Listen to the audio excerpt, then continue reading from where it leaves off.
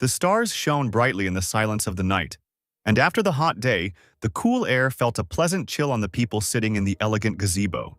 The healer with sharp ears looked closely and seriously at the baby's hand, as if it were some kind of outlandish toy. Finally, leaving the child alone, he settled himself more comfortably on the floor, and the father sitting next to him shook his head sadly. And although the plump and healthy-looking baby was happily cooing in his cradle, he was only expected to live until he was 20, and that was if he was lucky. The head of the estate, David Jones, a dark-haired man with a FAG on the top of his head, was stunned by this news and did not understand why this was happening to him. Whether it was because his wife had been unable to cope and had died in childbirth. A truly pained expression appeared on the young elf's face at these words. He looked reproachfully into David's face.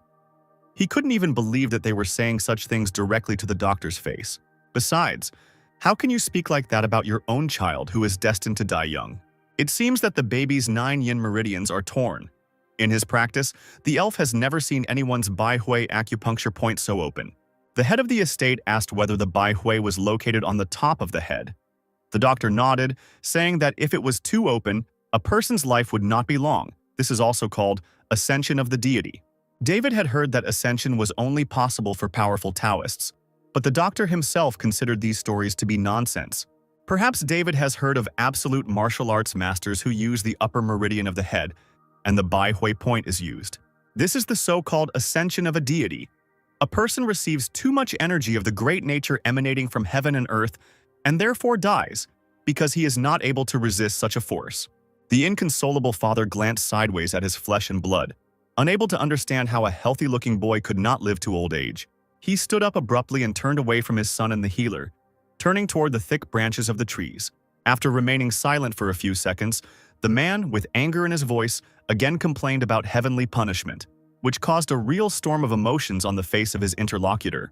He exclaimed that after something like that, one could not call oneself a father. But David gently sent the doctor away, adding that the salary would be transferred to him. But the healer was so agitated by the stranger's words that he loudly refused the money and left without saying goodbye. The servants looked after him in bewilderment. On the way home, the doctor muttered to himself that if the child had grown up in the non-traditional sects of the demonic faction, he would have become a heavenly demon. And if raised in Shaolin, he would have been able to use 72 elite combat techniques. The baby will die young in such a remote place anyway, without a chance to live. The doctor adjusted his straw hat, looking at the starry sky. A child, of course, can try to achieve enlightenment on his own. Much remained the same on the estate 10 years later, but the boy's fate was destined to change. David stood up, looking around at his large family at the dinner table, and explained that he had dedicated his life to rebuilding the clan, ever since his late father, Lewis Walker, founded it. Raising the saucer, Jones Sr. announced that if the clan became famous throughout the world, the man would inherit the highest technique of the Monet sect, so he couldn't leave everything halfway. He was also proud of his eldest son, who followed in the footsteps of his late ancestor and joined the sect. The boy was immediately congratulated by his sisters and brothers. The head of the family raised the cup over the table again, loudly calling on everyone to drink in honor of this event. The elder brother of the family suddenly perked up, looking somewhere to the side. Only one chair was empty at this celebratory family dinner, and that person was not there through no fault of his own. The boy turned to his father, nodded towards the chair and said that Timothy was not yet at the table. The man frowned as he explained that he had ordered him to stay at the training ground, causing his eldest son to cry out in confusion. Now David openly grimaced. He was sure that it would be better for Timothy not to attend such a joyful event, so as not to bring trouble upon everyone. The brothers and sisters exchanged glances while the little ones were playing and not paying attention to the conversation. No one could contradict the head of the family.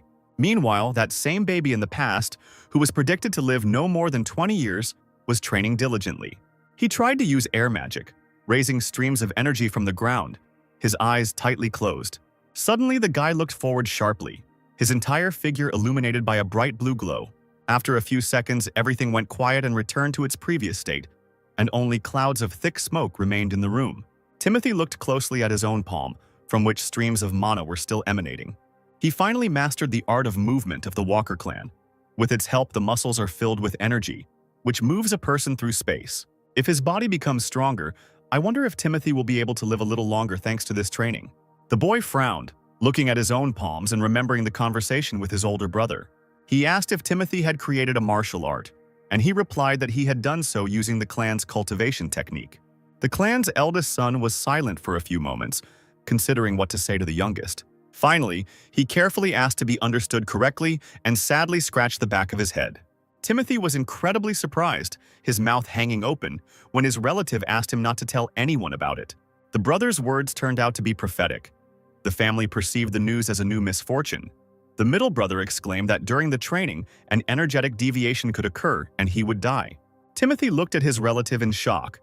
He was asked if the young man would take responsibility. The father was furious that his wayward son dared to interfere with martial arts. Did he really think he was the founder of a clan? It was painful to look at the unfortunate young man. He looked so puzzled. After all, the founder of the clan is the person who creates the clan's martial arts. And Timothy didn't even think of himself in that way, because he never aspired to it.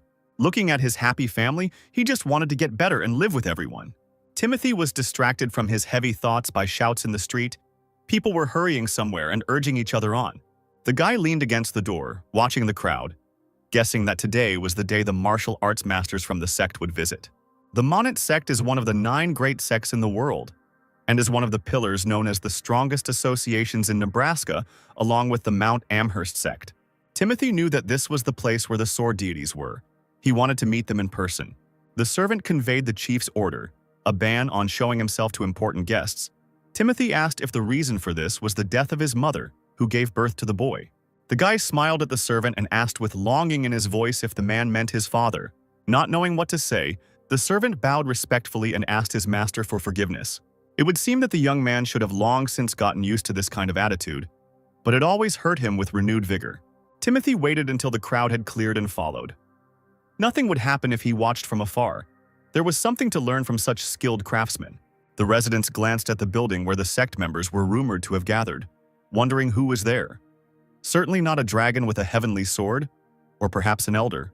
If people like them actually came here, it would be an honor for the clan. The head of the clan and estate, David Jones, came forward with his sons. A few moments later, the crowd buzzed with excitement. The Manhwa sect's martial arts masters had arrived. Trying not to attract attention to himself, Timothy wanted to blend in with the numerous people, and at least see a little of those for whom everyone had gathered. The first to fly out of the building was a beautiful girl with bright hair and a dress of the same color. She moved incredibly gracefully and easily, as if she were flying through the air towards the audience. The girl's appearance truly shocked the people and members of the clan. There were low whispers. Everyone was talking about the fact that a representative of a noble race had arrived. In books, the noble race was described as mysterious beings capable of living forever. Some took them for deities. The girl stopped in front of the astonished crowd, the wind beautifully fluttering the red ribbons in her hair. The aura around her was unimaginable. The main energy concentrated in the body came out completely naturally. The stranger smiled affably, adjusted the hem of his hanfu, and the people standing opposite gasped. Overwhelmed by the awkwardness and grandeur of his guest, David loudly welcomed the girl into the humble clan. For him, it was a great honor. Together with his eldest sons, the man introduced himself and bowed respectfully using the Baekwan gesture. The warrior responded by holding out her blade, bowing slightly and thanking them for such a warm welcome. She identified herself as the elder of the Manhwa sect, Ava Brooks. David's eyes widened, his hand still covering his face, as he realized that the person standing before him was the sect elder from the noble race. He stammered that he was asking for forgiveness for not recognizing the deity itself, but the girl waved her hand. She had not come here to boast about her status. The head of the estate then exclaimed that he had made the sword gods outside wait for so long. After all, they had come a long way. The man apologized for his disrespect. Timothy wondered how long this representative of the noble race, this Ava Brooks, had been alive. At this time, his father invited the sect elder and its representatives to follow him to the estate. As the procession walked along the brick-paved path, the crowd on both sides looked with interest at the unusual guest. She held herself respectfully but not proudly, and nodded in response, holding her gaze on Timothy for a moment. He opened his eyes in surprise when he realized what had happened and was confused, just for a second. The boy immediately bowed his head, showing respect, and folded his hands in a special gesture. David followed the guest's gaze, then looked at his son, whom he did not expect to see here. Timothy immediately turned around, knowing that he would get a scolding from his father later, who had to tell Ava that the child was his third son. The sect elder looked at the boy with approval, saying that he was quite unusual and seemed to be a very smart child. David awkwardly apologized for his son's bad manners, but Ava was surprised by this. not agreeing with the man. Strangely enough, the head admitted that the boy was a real troublemaker in the family. Timothy returned home and immediately reached for his weapon, his hopes rising after seeing the energy of the Monet Sect's martial arts masters. After learning the Walker clan's art, he didn't know what to develop further, so he wondered what to dedicate his training to.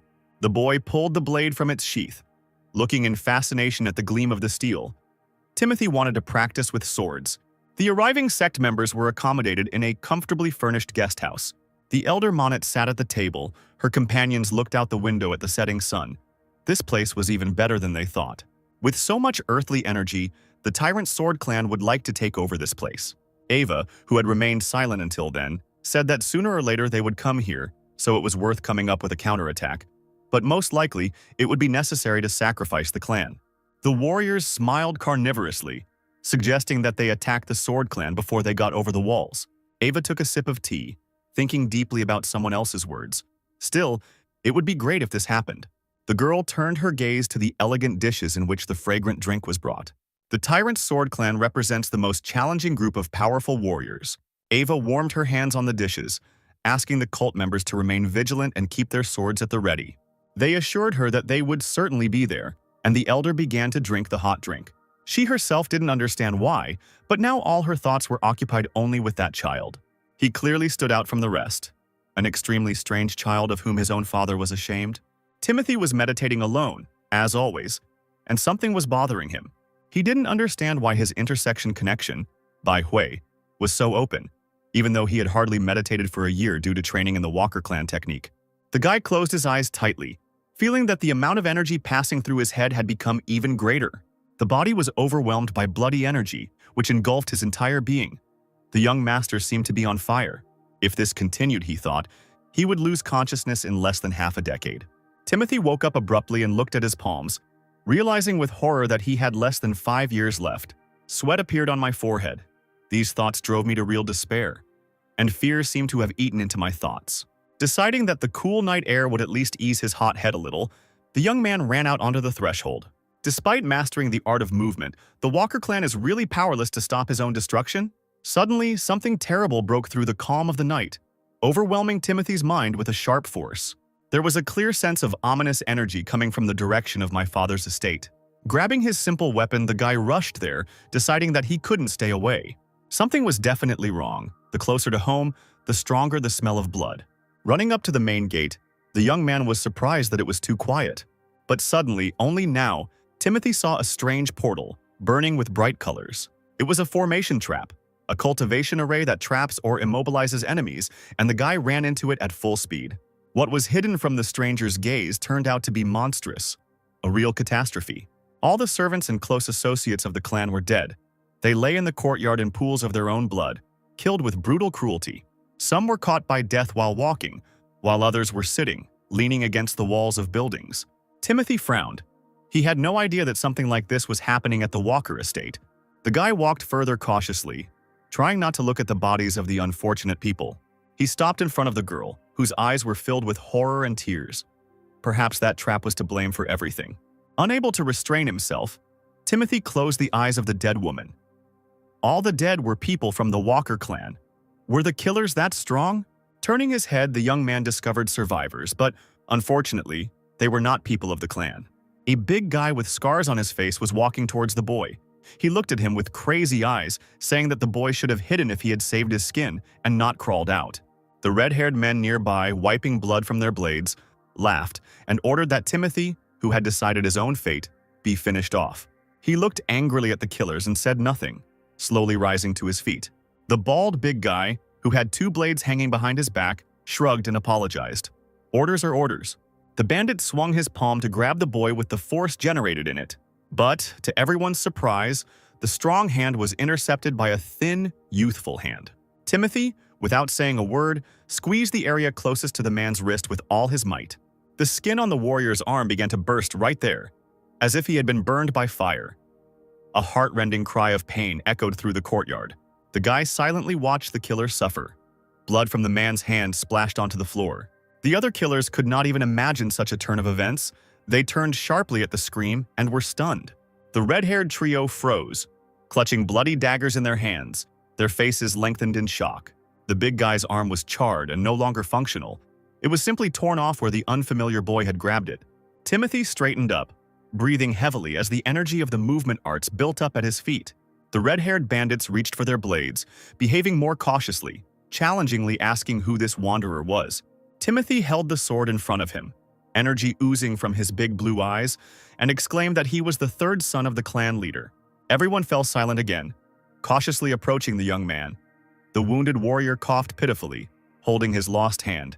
Timothy took a step towards the mountain of bodies, and the killers leaning over them like predators. Now that same big guy had woken up. He, of course, couldn't leave what had happened as it was. He roared, calling the stranger who had maimed him a bastard, intending to tear him to pieces. Timothy knew that the bandit would pursue him, so he didn't even turn around, making a few swings of his sword. The man's bloody face was distorted in confusion, his wide-open eyes bloodshot. The blood froze in the air for a moment, reminiscent of a blooming garden of red roses. Without turning around, Timothy swung his sword one last time, moving forward. The opponents didn't know who to run to first, the impudent and very strong boy or the fallen comrade. The choice fell on a stranger who definitely needed to be taught a lesson, and a blue flash flashed right next to the face of one of the killers. The guy reached the crowd of people in a matter of seconds and wielded his sword with incredibly fast movements. He left traces of murderous energy on their bodies and continued to run further. Timothy was more focused than ever, glancing back to check what he was leaving behind. As the enemies concentrated and surrounded him, the young man jumped up, attacking them from the side. One particularly furious man immediately paid for his crimes.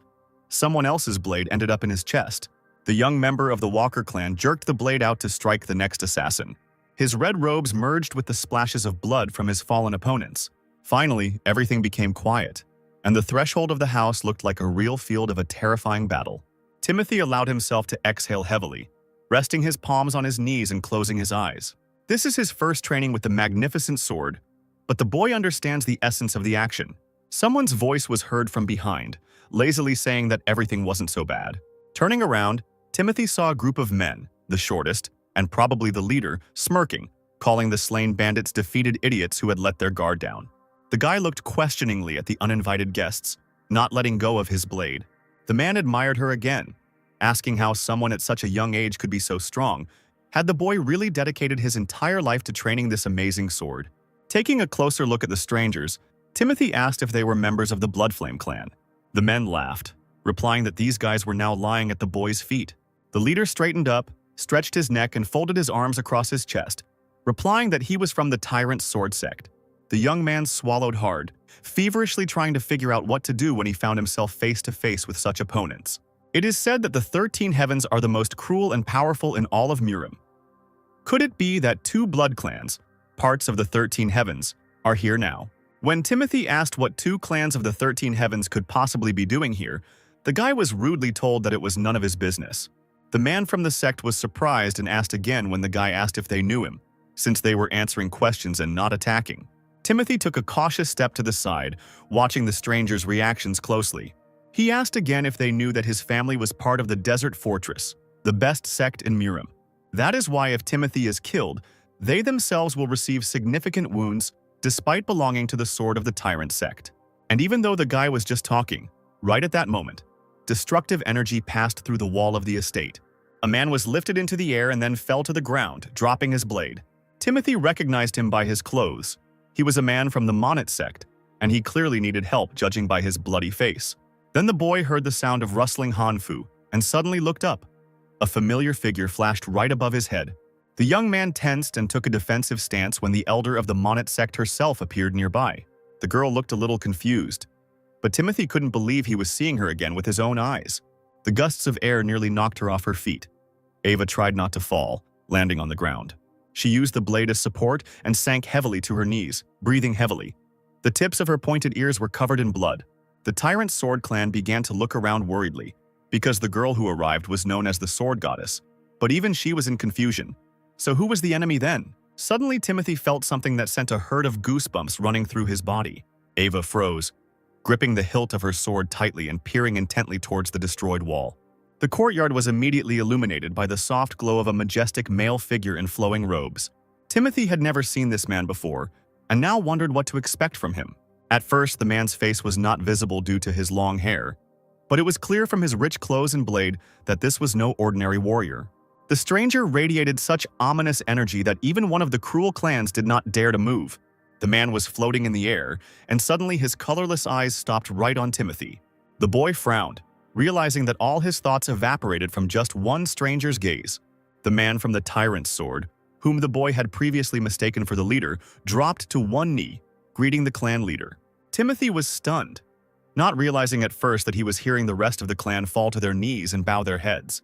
The stranger stopped, looking at his subjects with an arrogant gaze, slightly shaking his long black hair. He was the man who ruled the Tyrant Sword Clan, which is part of the 13 Heavens and is considered the harbinger of disaster in the Exile Haven. Timothy didn't understand why someone considered equal to the head of one of the 9 great clans would be in a place like this. The guy looked at the frightened Ava and her follower, coughing up blood, and exhaled heavily. In any case, if everything continued like this, then no one would survive here. He decided to take a desperate step. Only someone who did not particularly value his life could do that. Timothy rushed towards the clan members without further words or warnings. He used energy to cross the distance faster. And of course, the head of the sect watched the boy's actions with an appraising eye. The man standing next to the leader, who had spoken to Timothy earlier, reached for his blade in confusion. But the guy was several times faster, running up to the clan member from behind. He seemed to hug him and pierced his chest with a sharp blade. Ava let out a strangled cry, looking at the boy with all her eyes, and the head of the sword of the tyrant was also looking intently at him. Everything happened so quickly that the wounded man could only hiss something, falling to his knees. Timothy found himself surrounded by opponents, but they continued to simply watch. The head of the estate's son rose to his feet abruptly and didn't even bother to pull his blade out of the stranger's back. He looked fearlessly at the dangerous leader, defiantly asking if they would kill him after this. The remaining members of the sect, seeing how their group was brutally murdered, quickly pulled their blades from their sheaths, calling the boy a crazy bastard. But to everyone's surprise, the subsequent actions were interrupted by the leader's words, indicating that they should stop fussing. He stated that Timothy had a better spirit than everyone present put together. The elder of the Munit sect, although she was wounded by this man, smiled slightly upon hearing such high praise. The clan men couldn't believe their ears. Could their leader really have seriously praised this impudent brat? The leader pierced the boy with a deep gaze through strands of dark hair, saying that he would spare his life. But Timothy seemed to want to be punished. He stood up insolently, without looking away. Having taken his blade from the slain enemy, the boy brought it dangerously close to the head of the clan. He then asked if he could be killed simply because he was the only grandson of the former Divine Sword Squad commander of the desolate fortress. Ava leaned more tightly on her sword, looking at the guy in shock. She was stunned by what she heard. And he was the grandson of that very commander whose squad is the best in the desert fortress? A desert fortress created by the imperial family to prevent the Murim forces from plotting? It's definitely not a good idea to get involved with them. The head of the Tyrant Sword Clan added that this is not the reason why he is leaving Timothy alive. The man allowed himself a slight chuckle, declaring that he liked the guy, which caused shock in the eyes of his subordinates. The boy's character and spirit are what a strong martial artist needs in a haven of exiles. A look of disappointment flashed across the leader's eyes. As if Timothy hadn't been connected to the desert fortress, he would have taken the boy as an apprentice. It seemed that the sect elder and the rest of the clan could not be more surprised, but it happened. After his words, the leader lowered his head, shook his hair, and raised the blade above his head. And the next moment he struck the ground with his tip with all his might, causing bursts of bright light. Leaning on the hilt, the man snapped that he was giving Timothy 1 day to leave this place. By his command, no clan or sect will ever set foot on this land again. In the silence that followed, the head of the Tyrant Sword Clan and his subjects turned to leave. Finally, the majestic man turned over his shoulder to say his final words. Let Timothy find him when he's ready for revenge. The guy just gave the head a murderous look. The courtyard was empty. The last members of the sect had left this place, leaving only destruction in their wake. Ava stood up, clutching her wounded shoulder and looking at the heavily breathing young man. He glared at the back of the enemy who was still beyond his power. The boy already knew what he was about to see in the estate itself and could barely hold back his tears. His father was lying on the ground, coughing and choking on his own blood. The man still had some remaining life force left in him. There were only a few survivors of the terrible massacre nearby. Timothy slowly approached his parent, informing them of his presence. He held out his palms when he saw his father's weak hand, covered in blood, reaching out to him. The dying leader grabbed the stranger's fingers, weakly asking why his son was so strong and how he managed it. Timothy explained that it was all thanks to the Walker clan's art of movement, which he created and mastered. The father's eyes widened in surprise, and he asked again how Timothy was able to create a martial art. The thing is that David had completely forgotten about it because his son had already tried to tell about his creation earlier. Then the head of the family did not even listen to Timothy, responding to his timid words with curses. Right in front of the servants, the man ordered them not to interfere with the clan's martial arts, accusing his son of madness. Timothy was disgraced and humiliated by his own parent, who was never able to understand him. Now, on his deathbed, only now did David turn his attention to his boy, whom he considered the weakest of the entire family. The clan leader's eyes rolled back, and a new stream of blood gushed from his mouth as he whispered the names of martial arts again. However, the Walker clan developed its own sacred art, which was created by young Timothy. Tears of bitterness and regret for a past that could no longer be returned began to flow from the corners of the man's eyes. He admitted that he was so rude and stupid, but the third son created the sacred art of the Walker clan. The father's hands, drowning in regret, gradually weakened and fell downwards. Tears blurred his gradually fading gaze, and David exhaled, telling his son that he had the qualities of a leader. These words struck Timothy right in the heart. He could not have imagined that he would hear such a thing from a cold parent. The eyelids of the head of the family closed forever, and his last words were that the boy was his son. Timothy bit his lip to keep from bursting into tears as he watched his father die. The surviving brother cried out in disbelief, grieving for his deceased parent, who just yesterday had been alive and full of strength. Timothy leaned on one knee, lowering his late father's heavy hand to the ground. He stood up, looking blankly into the distance, while his brother grieved inconsolably, and the chief courtier held his weakened younger sister in his arms. The man approached the young gentleman, addressing him by name. Timothy stopped. He asked what was wrong with Alice, and it turned out that the girl was fine. She fell asleep when her acupuncture point was blocked. Unfortunately, this had to be done in order to hide the baby from the thugs. Timothy approached his brother, asking him to raise Alice in the Monet sect. The girl has an exceptional connection with the 5 elements, so they will accept her. Still holding his late father's hand, the boy timidly asked what Timothy would do. He straightened up and turned away from his relative, quietly replying that he would take care of himself. While the family was talking, Ava came to the door, reminding everyone of her presence without attracting much attention. The surviving members of the Walker clan asked if the elder was leaving already. She nodded. Together with Timothy, she left the estate now that the head of the tyrant sword sect has intervened in the matter. The girl must immediately inform the Moonite sect about this. Ava approached the boy, asking if he was going to go to the abandoned fortress to see his mother's family. After some thought, Timothy agreed, realizing that he had nowhere else to go. Yet there is no longer a place where an orphaned boy can go to improve himself. Ava stunned the guy by offering him to return with her to Mount Monotov. That would be much better. She wanted Timothy to become an adept of the sect leader. He lowered his head, replying that it was a true honor to receive such an offer from the elder of a great sect. This proposal did not go unheard by the elder's followers. They almost screamed. Timothy stopped, looking at Ava in disbelief. He even asked again, deciding that he had heard wrong. The sect elder confidently assured the boy that he could do it. A direct disciple of the Monet sect would be able to master the absolute sacred art. Moreover, the sect leader is one of the few leading martial artists ranked among the top 10 sword masters in the world. Timothy bowed, folding his hands in a respectful gesture, saying that he would not forget this great kindness that Ava had shown him. After remaining silent, the guy added that he had to apologize, which drew surprised looks from his followers. Ava smiled, asking Timothy not to worry about it. She just wanted someone talented.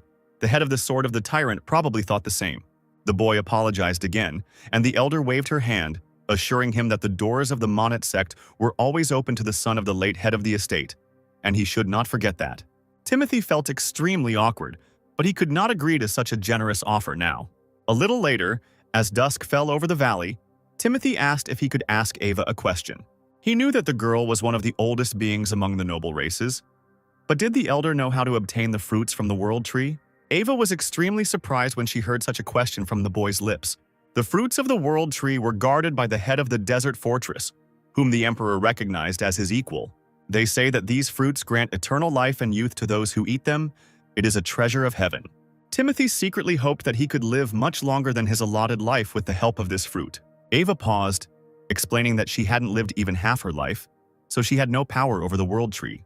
All she knew was that the head of the desert fortress was capable of giving them to the people. Timothy said that he had to go to the desert fortress. The elder shrugged. Getting the fruits would not be easy. They are sacred items even for noble races. The guy has no other choice, so there's nothing he can do. All he could do was become the commander of the Divine Sword Squad and accomplish great feats. Ava bowed to the boy, raising the hilt of her sword in front of her, promising to support his choice. The sect elder then announced that it was time for her to take her leave to report what had happened to the sect. She left a swordmaster and an apprentice to help Timothy clean the estate. The men immediately folded their hands into fists and touched the other with an open left palm. The wind swayed Ava's long clothes and hair. The boy looked after the elder. When she had almost disappeared from Timothy's sight, he too folded his hands in a respectful gesture. At dawn, when the estate had been cleared of bodies and endless blood, the boy solemnly thanked the swordmaster and his apprentice for their help. The entire clan gathered to pay their respects. The men bowed, assuring that there was no need to thank them. They suddenly looked down, timidly declaring that they themselves, one might say, played a role in this tragedy. Silence fell over the clearing until Brother Timothy called his name. He hugged his sister and timidly approached his relative, awkwardly wondering how to start the conversation. Finally, he looked up guiltily, saying that he understood that an apology couldn't make up for everything that had happened to the boy in the Walker clan. When they met again, the guy promised to be a good older brother for Timothy and do everything in his power. He also hoped that everything would be fine with his younger relative. In response, Timothy said that even though his brother would be studying the martial arts of the Monit sect at a rather late age, the boy would succeed. At least that's what he wanted to believe. And he needed to train as if his whole life depended on it. Timothy turned his gaze to the baby, who timidly squeaked out her uncle's name. Smiling at the girl, the boy asked his older brother to protect Alice, who nodded decisively. Then the son of the deceased head turned to the chief courtier, asking where he would go. The man bowed and said that there were small branches of the Walker clan in various places in Fort Worth, and since the clan's bloodline was alive, the courtier would take care of the remaining ones. Timothy announced that he was going to the desert fortress, hoping that he would be able to see his family from time to time. The man bowed and nodded, and the boy thought that since the chief courtier was skilled in martial arts, he should be able to handle it. Finally, Timothy turned to the clan, telling them to enjoy life and take care of themselves. Nodding once again to everyone, the guy walked on, intending to reach the desert fortress. The chief courtier looked at the young master's back in surprise, considering his wish. He bowed respectfully again, knowing he couldn't even remember anyone from Clan Walker ever saying anything like that. Deep night had fallen on the city of Louisville, but the windows in the houses were welcomingly lit, illuminating the way for travelers. The central streets seemed to never sleep. Crowds of people scurried back and forth, enjoying the evening coolness. Timothy headed to the inn, one of the noisier ones with a restaurant next door, not too expensive. Having rented a room for the night, he went up to the top floor to view the city from above. Timothy finally arrived at his destination, planning to rest and then find his mother's family. The guy was pulled out of his thoughts by the voices of the guests discussing how incredible the desert fortress was. People come here from all over the Central Plain, and the manager here hit the jackpot, saying that all the booze ran out due to the influx of guests. A tipsy guest said that lately there has been real chaos in the taverns. Martial arts masters get drunk, even though they come to take entrance exams. Timothy was surprised because he had not heard before that the desert fortress had entrance examinations. Suddenly, a stranger approached the guy's desk, a young guy about his age, and towered over him, asking if Timothy had come to try to pass the entrance exams. Walker raised an eyebrow, asking a counter question. The guy immediately scratched the back of his head and apologized for not introducing himself. He was just very surprised to find someone younger than himself here. Winking at his interlocutor, he gave his name and hometown, Howard Collins from Honolulu, which is quite far from Louisville. Taking a sip of long-awaited tea, Timothy introduced himself, hoping that the stranger would go his way. But he cleverly took the empty seat at his new comrade's table, which drew a displeased look from Timothy. But he completely ignored it and began to say that his interlocutor's path had certainly been easy. Howard said that he had to work hard fighting off bandits in the Green Forest and battling pirates, and the latter were really hard to deal with. But Timothy no longer listened to the annoying new acquaintance, remembering how he himself had met a group of robbers, whom he had defeated in no time. At night, the boy had to sleep in the open air, wrapped in just a cloak. Taking another sip of his drink, he replied curtly that his journey had indeed been quite easy. Closing his eyes from fatigue, he didn't immediately notice Howard looking around, checking if no one could hear them. Getting closer, he whispered right into Timothy's ear, asking if they could be friends and help each other during the testing. The son of the head of the Walker clan raised an eyebrow and asked again what testing they were talking about. Howard stared at his interlocutor in surprise, almost falling out of his chair from astonishment. He stood up and leaned his hands on the table, exclaiming how it was possible not to know about the trials of the Desert Fortress. The Desert Fortress is very different from ordinary martial arts sects. To get in, you need to pass trials. With their help, judges test the participants' knowledge of literature, martial arts, and much more. That is why, even at this time of day, there were so many people gathered here. Whether Timothy has experience or not, if he joins the participants, he will be given the opportunity to learn. There are a lot of martial artists here. Many people have learned different martial arts just to pass the test. The Desert Fortress is the strongest fighting group in the world of martial arts, which inevitably makes everyone's heart beat faster. And people would say, if you want to conquer the world with only one weapon, then go to the Desert Fortress. The imperial family, which rules the Central Plains, has collected all the elixirs and best martial arts techniques from all over the world in the fortress to control the martial arts groups.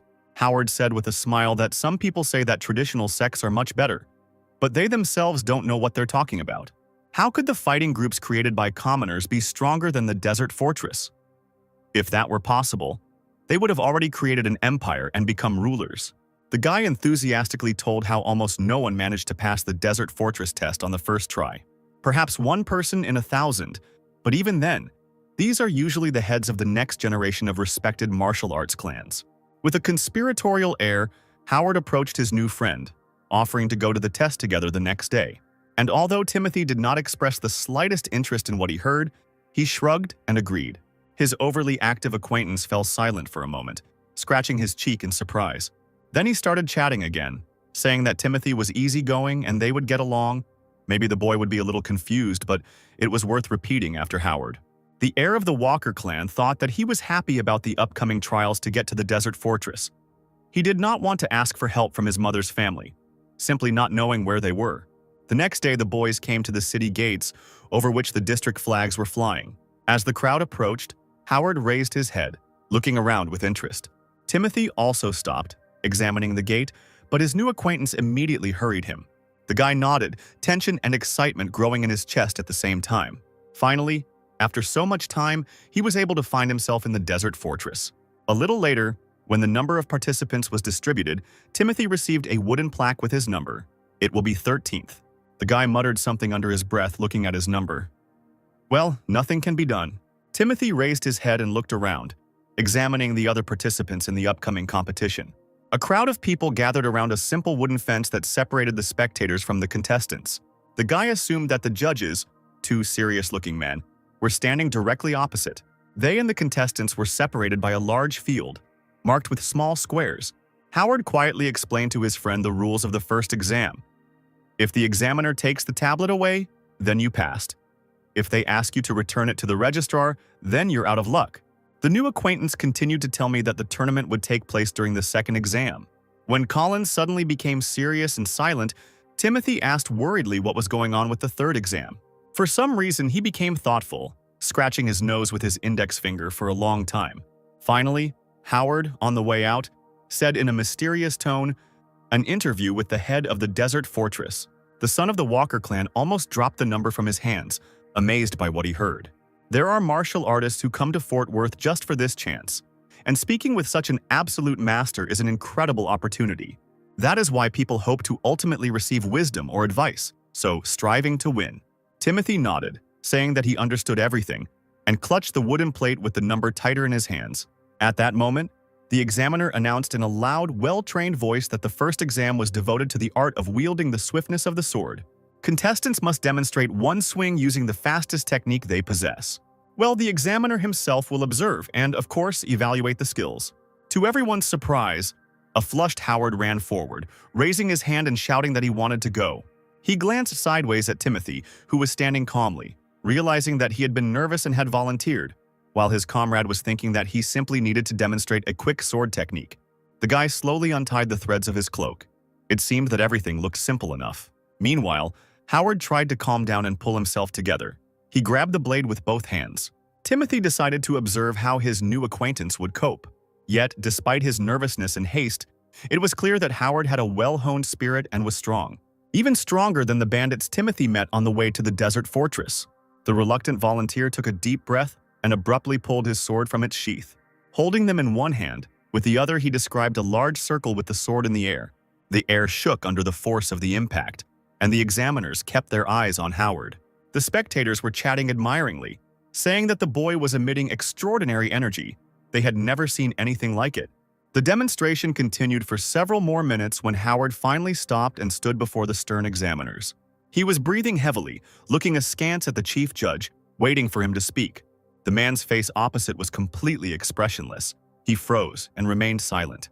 The seconds dragged on so slowly that Howard was already losing faith. But suddenly the examiner reported that everything had gone well and asked to give him the board. The guy thanked him and stepped aside, and in the meantime the next test subject was called into the arena. Howard wished Timothy good luck. He nodded and became serious, gathering his strength, hoping that he would perform with dignity. The people behind the fence were whispering, but the son of the head of the Walker clan listened only to his own thoughts. The observers were slightly surprised that this young man also came to take the exams. Howard smiled as he watched his friend go, hearing the onlookers say that this young swordmaster had guts. If he was from another province where he could demonstrate swordsmanship in front of the desolate fortress martial artist, getting advice would be very valuable.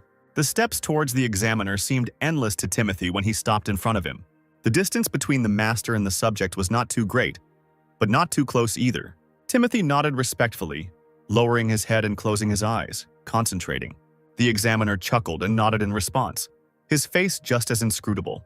When the guy was given permission to begin, he immediately perked up and straightened up, summoning all the energy he had accumulated. The sword burst from its sheath with a pop, and the first coils of magic appeared on the stone floor. With one swing of the blade, Timothy tried to show everything he was capable of and demonstrate the martial art of movement he had created. The air vibrated to such an extent that even the formidable swordmaster retreated. The audience and the other subjects gasped, their mouths hanging open. They had never seen anything like this before. It seemed that not even a second had passed before the alien sword described several circles in the air. No one understood how the blade appeared, and Howard, watching his friend, opened his mouth in amazement. Timothy bowed and calmly hid his weapon while the examiner chose his words. A few moments passed before he loudly announced that the future of the desert fortress was right here. Such a high rating amazed all observers. Amazed cries were heard in the crowd. The swordmaster asked the subject for a small tablet, and Timothy obediently handed it over, holding out his hand. The examiner brought it up to his eyes, read the number, and chuckled thoughtfully. He narrowed his eyes, looking closely at Timothy, and asked him to stay on his way. The swordmaster called the next participant. Timothy quickly put on his cloak. The crowd parted, silently looking at the exceptional winner of the day, and Howard came to his senses and ran after his friend. He called the boy, cautiously asking if he was the son of a famous family. Timothy shrugged, saying that it didn't change anything, since after joining the desert fortress, he heard that all that mattered was martial arts. Howard was surprised to realize that his friend was actually planning to take the desert fortress test. Timothy looked over his shoulder. He thought that was what everyone had come for. Howard wanted it himself? It seemed that for the first time in a long time, the frivolous guy was thinking deeply about the future. He paused for a moment before replying that this was indeed the case. Howard bowed respectfully to Timothy, thanked him, and announced that he was leaving. Timothy nodded, watching his new acquaintance.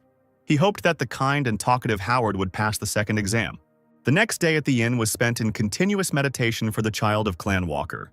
He trained hard despite his fatigue, sweat running down his young face from the effort. The second exam is a tournament in which you have to compete with others in martial arts. Timothy reached for his blade. He had 3 weeks until the second exam. Considering this, the right choice would be to maintain his skills. The boy planned to train the Walker clan's art of movement and the art of wielding a swift sword. The ability, writing the origin of ability, a technique for enhanced chi movement. No sooner said than done. Days passed, sometimes nights of hard training. 3 weeks passed, and the subjects were escorted to the exam location by a special person. He brought the participants to the gate and ordered them to wait there until everyone was called. The wide gates closed. The same escort stood guard next to them, and the crowd of participants remained outside. The participants, languishing in anticipation, began to examine the man who had brought them. Several subjects noticed the white clothes of the escort, and this was somewhat disconcerting. Some people have heard that a white suit signifies a beginner-level martial artist. But still, his energy was incredibly strong. Apparently, even just wearing a white uniform means that the future of the participants is promising. This is exactly what Timothy thought about when he thought about his fate. He was pulled out of his thoughts by Howard, who was as cheerful and energetic as ever, running up to greet him. He began measuring his height and that of his friend, exclaiming that he had grown a little. Timothy said with a smile that Howard looked good too. The guy beat his chest and proudly announced that he had indeed achieved something.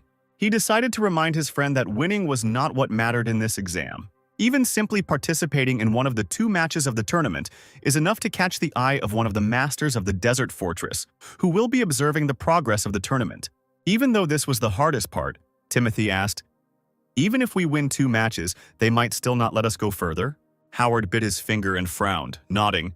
He said the problem was that the exam directors would have higher standards today. The guy heard that someone named Evans Graham was participating in today's Desert Fortress Challenge. Timothy, who had seemed calm until then, looked at his friend with wide eyes. Everyone knew this name, a truly great warrior, Evans Graham from St. Louis. He managed to destroy a notorious group of bandits before his 13th birthday. The boy beheaded the swordmaster of an unconventional sect, a hidden assassin. Rumor has it that he defeated all the top fighters in the Dragon and Phoenix tournament of the 8 great families when he was only 18.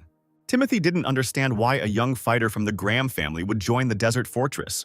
Howard whispered that because Evans was the child of a concubine, he would never be the head of the clan. If one rises to the position of Lord of the Desolate Fortress, it is equivalent to the position of the head of the 8 great families, with much more power than a simple clan head. The Desert Fortress maintains order in Exile's Haven, in the heart of the Central Plains. At that moment, the escort's cry was heard. He invited Timothy to come forward. The guy immediately became serious, and Howard next to him was taken aback by such a sudden change in the situation. Timothy hoped that they would see their friend again, here in the Desert Fortress. Such serious words surprised the guy. He froze for a few moments, blinking in confusion. Then he nodded in agreement, watching the straight back of his new comrade. The swordmaster frowned at the one who had done so well on the first task. The rest of the participants simply silently assessed the strength of the subject, staring at him. Timothy's future opponent was several decades older than him. He smirked as he unsheathed his sword, seeing such a young member in front of him. Before Timothy could draw his blade, the examiner loudly announced the start of the duel. His opponent, holding the blade in front of him, suddenly bowed his head and chuckled softly. The guy raised an eyebrow, looking in surprise at the older man who looked incredibly strange. He stuck out his tongue, hissing that the young man was probably in despair, didn't know his place in the world, and resembled a moth circling in the light of a lamp. He wanted to say something else, to introduce himself pompously, but not a moment had passed before he had lost several teeth at once, and a mark from someone else's boot appeared on the braggart's face. At some point, Timothy hit his opponent so hard that he fell to the ground and blood spurted from his mouth. The boastful warrior, who had done nothing to show off his skills, now lay on his back, his mouth open in disgust. Timothy himself seemed surprised by the force of his blow, seeing blood on the scabbard of the blade. He straightened up, regaining control of himself, his lips pressed tightly together. It was unknown how the examiner would evaluate his attack. Meanwhile, the enemy was whining softly without closing his mouth, and tears were frozen in the corners of his eyes. Timothy watched silently as the man was dragged by the legs by 2 assistants. Silence reigned. The other participants were also silent, looking at the young warrior. The famous Evans Graham himself watched this short fight and smiled. Then he stepped forward, asking if he could try, attracting the winner's attention. Evans was tall, very handsome and stately, his dark eyes piercingly appraising Timothy. The guy turned over his shoulder and now looked warily at the warrior. Timothy didn't answer, the swordmaster was silent too, and Evans came closer. There was a chuckle from the crowd, and someone said that it had finally happened. Everyone was wondering who would take Graham, because the squad leaders would fight for him. He seemed to be the strongest. However, no one expected anything less from Evans, knowing his past exploits. Timothy heard whispers and only now realized who exactly had come out to him. Could this guy really be the famous Evans Graham that Howard was talking about? The audience wondered if they would be able to witness the boundless heavens technique today. Timothy looked at Evans, and it seemed to him that he was about 5 years older than him, and did not seem to be at a level that Walker himself did not possess. Thanks to his family's fighting skills, Timothy was in better physical shape than Evans, but still inferior in other aspects. Meanwhile, his future opponent came closer and, raising his sword to his face, bowed. He calmly introduced himself, saying that he mainly trained in the boundless heavens and endless steps techniques. Saying it was a pleasure to meet you, Evans drew his blade from its sheath with a sharp movement, the blade glinting in the rays of the sun. In turn, Timothy also bowed, replying that he had been trained in the art of movement by the Walker clan. Evans raised the blade to his face and looked questioningly at his opponent. He never drew his blade, so Graham asked him if he was going to use the weapon. The question remained unanswered. Timothy leaned forward slightly, reaching for the blade. He froze in this pose without moving, apparently inviting his opponent to speak first. He lowered his eyes and chuckled softly, and a confident smile lit up the guy's face. Pure and powerful energy flowed through the air. He held the blade in front of him. Timothy watched Evans closely, shaking his hair and leaning forward. Now his energy rushed forward, playing with blue flame on the hilt of the weapon. The main essence of the technique that the guy has been practicing lately is unpredictability. A surprise main attack with an unpredictable rhythm. If done correctly, he can force the enemy to lower their guard. This would certainly help Timothy defeat such a strong warrior. The rest of the participants braced themselves for the promising spectacle that was sure to unfold between these two. The examiner held out his palm, counted from 5 to 1, and loudly ordered to begin. Once again, it didn't take long for Timothy to be at Evans's side, who used his sword to cut through the other man's blade, leaving his opponent with a stump of the weapon in his hands. Graham clutched the sword in both hands, looking at Timothy, who was looking at him from below from under his brows. For some reason, the boy didn't look defeated, and that was discouraging. The broken tip of the junior member's blade landed on the stone floor with a loud thud. Both subjects froze, as if not understanding how this had happened, and the other participants looked at them in surprise. Timothy took a few steps back and looked at the stump of the weapon in his hands in confusion. "What is this?" The spectators rubbed their beards. Evans had won.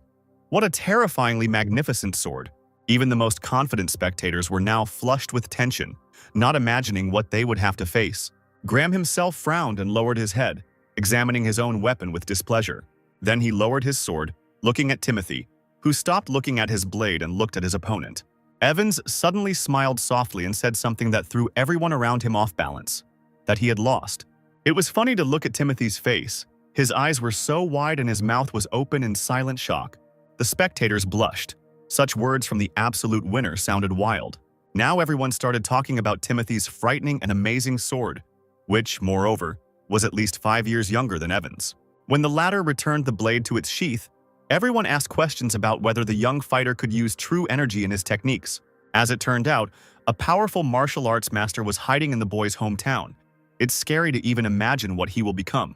The examiner approached Timothy, asking his name, who immediately straightened up and nodded. The swordmaster pointed to the north, saying that there would be another garden in that direction, and that they had to wait there. As he said goodbye, Walker approached Evans and bowed, saying that he would be very glad to fight the hero again. He smiled sincerely. He wanted to say the same thing and would look forward to it.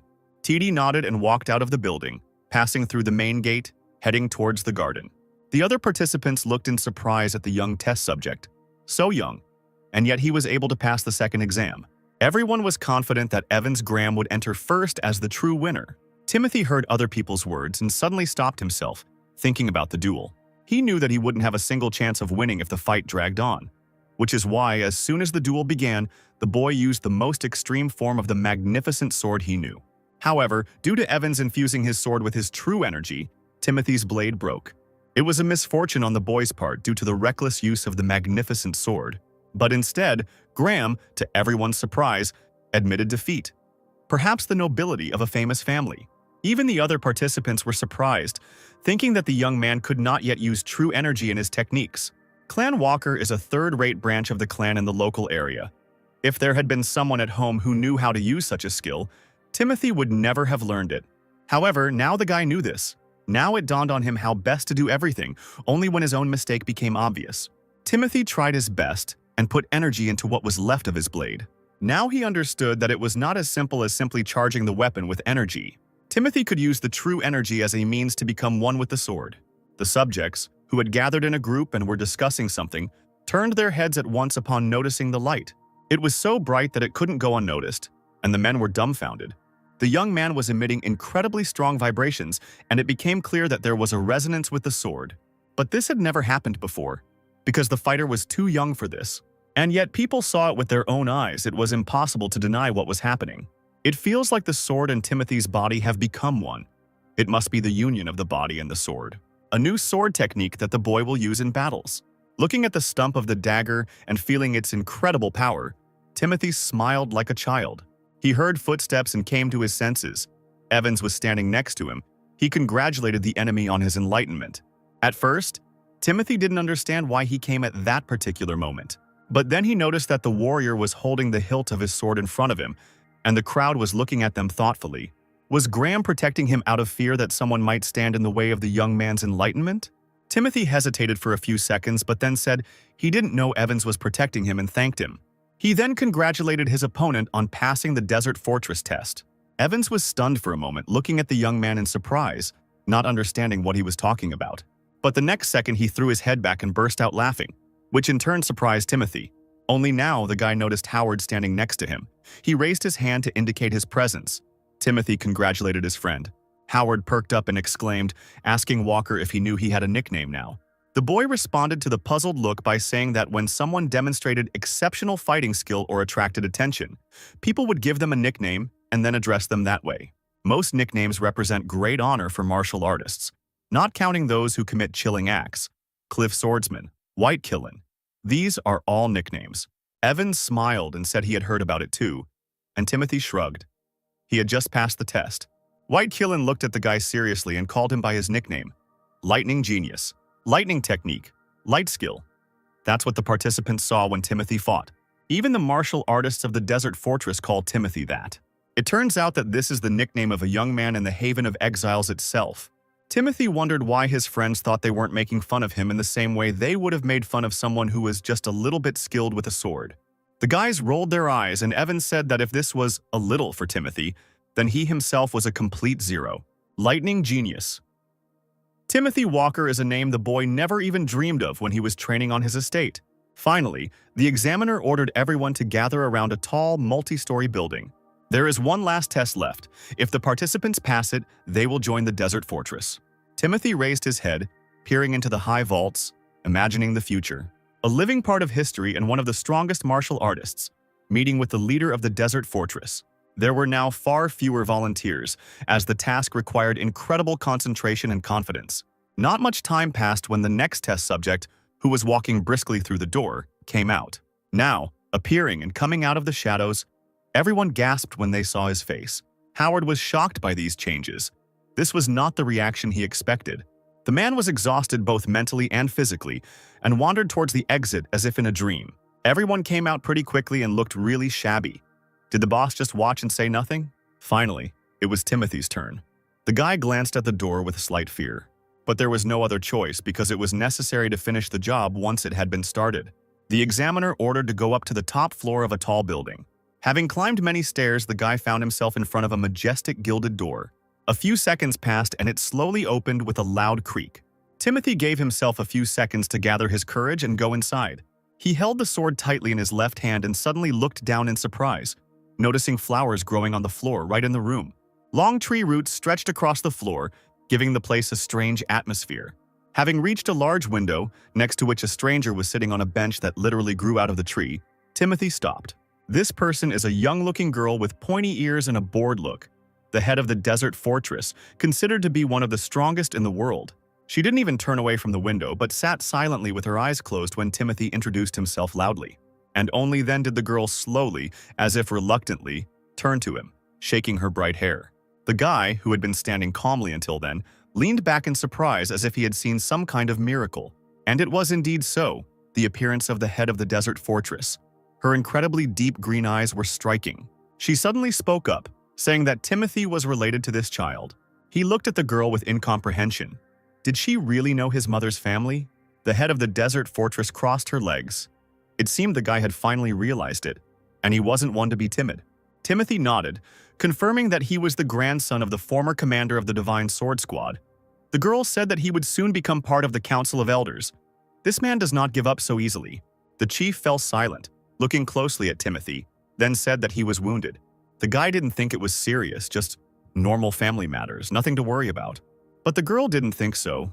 Moreover, everything was hidden by the young man's trained body. She closed her eyes, leaning against the back of her bed, saying that the subject had probably only lived for about 15 years. But it's not worth it for a stranger to interfere in this, and this issue still needs to be resolved. Timothy bowed and asked forgiveness for his ignorance towards the chief. The extraordinary look the girl exudes as someone with absolute power is the topic of conversation, not his family problems. Suddenly, to Timothy's surprise, the head of the group rose gallantly from her seat. Straightening up, she looked down at the guy and said that she liked him. It was funny that he didn't even bow his head, although he didn't come here just like that. There was something that Timothy really needed. Does the girl really know that the guy came for a specific purpose? And does she know that his acupuncture point, Bai Hui, is too open? Walker then decided to ask if someone like him could survive if he ate the fruit of the world tree. The headmistress glanced at the boy with her emerald eyes, smiling and saying that there was no absolute information about this yet. Timothy winced. His heart skipped a beat for a moment. Was there really no hope? But the next moment the girl nodded, saying that he could get what he wanted. Timothy will be able to get the fruit, but everything will depend only on his actions. Even this answer satisfied the warrior, and he sighed quietly to himself. He pressed the sword to his chest and bowed, thanking her for those words. They were enough. As Timothy straightened up, he froze in place, remembering something important. He looked at the leader in surprise, asking in confusion if he was now the martial arts master of the desolate fortress. The girl smiled, confirming his guess, and allowed the next commander of the Divine Sword Squad to go. The young swordsman looked at the girl with extreme seriousness from behind his thick bangs, and she smiled surprisingly kindly, with laughter splashing in her green eyes. Timothy walked thoughtfully down the long corridor towards the stairs, pondering the leader's words. It's unclear whether the girl was joking about him, or whether she actually saw some potential. Some strange thought took shape in the young warrior's head, and he stopped. Was this a hint that Timothy would be able to obtain the tree's fruits if he became the squad leader? The young man immediately imagined himself standing in red robes, strong and powerful. A little later, 2 more people came out of the building where the leader was, Evans and a man unfamiliar to the company. Howard also successfully completed the task. He looked incredibly stupid from uncontrollable joy. Timothy remained focused, looking around carefully. 4 figures, among whom the youngest was Timothy, followed the escort. He chuckled softly. There had only been 4 successful candidates to date. The man looked over his shoulder and asked if the participants knew what the main purpose of the desert fortress was. Howard nudged Timothy in the shoulder, smiling as if this was the revelation of the martial arts master's insidious plans. The guide nodded, noting that that was not all. There was a certain order of actions that had to be followed. It also includes preventing conflicts in the martial arts world in general. The 4 subjects were dumbfounded, their eyes wide open. They had never heard of such a thing. No one can predict how a battle in the martial arts world will turn out. Today, when the land is filled with rumors of the revelation of the new location of the heavenly demon's tomb, the central plains may be flooded with blood. It would be fine if those who thirsted for secret techniques and combat elixirs fought only among themselves, but the cruelty of greedy martial arts masters affects not only other masters, but also ordinary people. To witness these hellish events again would be like returning to the pre-imperial period. Howard's expression grew serious as he recalled the incident with the Sky Demon's tomb out loud. The guide, without turning around, continued, saying that 17 whole years had passed since that terrible moment. The problem wasn't just him. The old factions and the 8 great sects were also adding to the trouble. If left unattended, the common people will suffer. And if the people are dissatisfied, it will make it difficult to collect taxes and create problems for the government. That is why the imperial family spends a colossal amount of resources on maintaining this place. Finally, the man led the test participants to a small house and turned around. The desert fortress tasks them with eliminating martial arts masters, those that distort people's usual pace of life and interfere with them. Half of the subjects were dumbfounded, which means they will have to behead the enemies who prevent people from living. Timothy winced, his gaze fixed on his companion, who was enjoying the effect produced. After waiting a few seconds, the man coughed into his fist, attracting attention. He pointed to a 2-story building where the participants would live. As soon as they moved in, they would be assigned to a building corresponding to their group and given basic necessities. A week passed. Timothy sat in his bed and was surprised by this. The distribution was taking longer than expected. He closed his eyes, leaning forward slightly. It was time to meditate. But this activity was interrupted by Howard's ringing voice. He was standing behind the door. He asked if he could come in, and without waiting for an answer, he opened the door with a mischievous smile. Timothy asked why he had come as his friend walked towards his bed, his hands clasped behind his back. Howard excitedly exclaimed that he had heard rumors about the end of the distribution. He and Timothy would be in the same fighting group, Magwanig. The heir to the House of Walker thought for a moment about his future destiny. His friend, meanwhile, sat down next to him on the bed without permission and asked if Timothy had heard the rumors. Leaders of 17 fighting groups led by Philip Dawson participated in martial arts competitions to select new martial artists. In this case, it turned out that the leaders of the groups were obliged to compete with each other. Howard winked at his younger comrade, saying that many people just wanted to acquire a nickname like White Killin or Lightning Demon. The next day, the Magwanig battle training began, and the participants gathered at a large bowl. Everyone received brand new white uniforms with distinctive insignia on the shoulders. Howard lovingly looked at himself, and Timothy looked around tensely. Both found themselves in the center of attention. The other members, who had been in the group for a long time, looked at them, sometimes smiling, sometimes frowning. Among them were also mentors, who were now looking at the boys appraisingly. Standing before the boys was the stern Theodore Blair, the leader of Magwanig, who was rumored to be a contender for the title of the strongest among the 17 leaders of the Desert Fortress. A strong and tall man with a large scar on his face came very close to Timothy. He leaned down, stared into the boy's face, and loudly pronounced his nickname. He nodded fearlessly, while Howard could barely stand on his feet from fear. Theodore narrowed his eyes, and the terrible scar that ran straight from his left eyelid became even uglier. But to his surprise, Timothy didn't look scared or embarrassed at all. This made the leader very happy. This is exactly what he expected from his people. The man chuckled contentedly. He smiled at Timothy, saying that he saw his spirit. People like him do not give up easily. The fighting force led by Philip Dawson in the Desert Fortress is similar to the cult in the Central Plains, where members will learn martial arts and carry out missions. When Howard heard that those present were elders and mentors, he raised his hand, exclaiming that he had a question. Theodore gave him permission to speak, and the boy thanked him for the opportunity. He asked what it meant to learn martial arts in the desolate fortress. Was it that everyone would learn the same martial arts? The leader shook his head, replying that this was not the case. Everyone would be trained in a unique style. Naturally, knowledge is limited only to the techniques of Magwanig. The young man was pleased with this, and Theodore added that persistent training was necessary for survival. Timothy had also heard of Magwangyul's technique before. A friend had mentioned it to him earlier. Magwanig is a fairly well-known faction among the 17 forces led by Philip Dawson. They once clashed with 24 elite masters of the Kelly sect and did not lose a single fighter. This incident only strengthened the faith of those who believe that the Desert Fortress has no equal in the world. The Desert Fortress belongs to the Lofor sect, and attacking a sect martial artist isn't considered treason, so the boys could challenge the strongest to learn. This was also necessary for improvement, but Timothy still clarified why it was not considered betrayal. Theodore was silent for a moment, looking at the boy with a stern gaze. There are too many unconventional fighters in the world of martial arts, some of whom practice demonic arts to the point of losing their memory, and some have simply mastered the mind-boggling arts, allowing them to slip past the strongest masters and escape into hidden valleys. Even if the fighters practice for a long time in the Desert Fortress, it does not give them any advantage in the eyes of the imperial family. That is why it is so important to do everything in one's power to become stronger. Otherwise, death. The leader turned sharply, nodding his head towards the guy who stood out from the rest, most likely due to his energy. He told the newcomers that if they went on a mission once and returned with a wound from Jordan Roberts' sword, they would immediately understand what the teacher was talking about. Jordan, sitting on the floor, smirked as he spoke about the Silver Dawn. Blue Eyes looked mockingly at Timothy from under his thick bangs. The guy said that this technique was really scary. Timothy turned to the fighter, examining him. He himself had heard about the Silver Dawn technique. This is a world-renowned transcendental technique that only the legitimate heir of the Roberts family can master. And if we're talking about Jordan Roberts, isn't he considered one of the strongest masters among them? Did this guy really encounter this technology and survive? Jordan stood up, adjusted his hat, and with a smile suggested starting with Lightning Genius. The experienced warrior stretched his lips into a grin. Either he was mocking, or it was his usual manner of communication, and said that he had heard about Timothy's fast sword, which had no equal.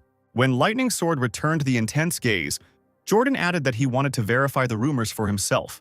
Timothy suspected that he was probably facing a strong opponent, so he slowly walked around him, planning a strategy in his head. Pausing for a moment, he reached for the blade and pulled it out with a loud sound, then returned it to the sheath. The other senior participants and mentors immediately turned their gazes to the escalating skirmish. They, like their friend Timothy and the leader of Magwanig, were amazed by the lightning-fast reaction of the young test subject. With just 1 second of action, he activated his energy, and the figure was illuminated by a noble blue light. Jordan, watching the newcomer, smiled even more, anticipating the fun. Now the guy, in turn, suddenly pulled out a beautiful carved sword from its sheath. He stood up straight in front of Timothy, slinging the heavy blade gracefully over his shoulders as if it weighed nothing. With his headdress on so that his blonde hair hid half his face, the warrior announced loudly that he, Jordan Roberts, was born and raised here in Fort Worth. Timothy introduced himself in response, a little more quietly but with the same dignity. The warrior grinned, his blue eyes measuring his opponent, and he mockingly called the town the newcomer came from a backwater. He swallowed the offensive words because Walker knew his own worth and that of his family. It was time to prepare for the competition. Jordan slightly changed his position, throwing the sword more comfortably. His movements were light, and it seemed like he didn't take Timothy seriously at all. Directing a careful glance at the newcomer, Jordan retorted that only in a real battle does it become clear that a warrior is capable. This can be seen in his swings. Hearing these words, Timothy raised an eyebrow, not understanding what the mentor meant. Really?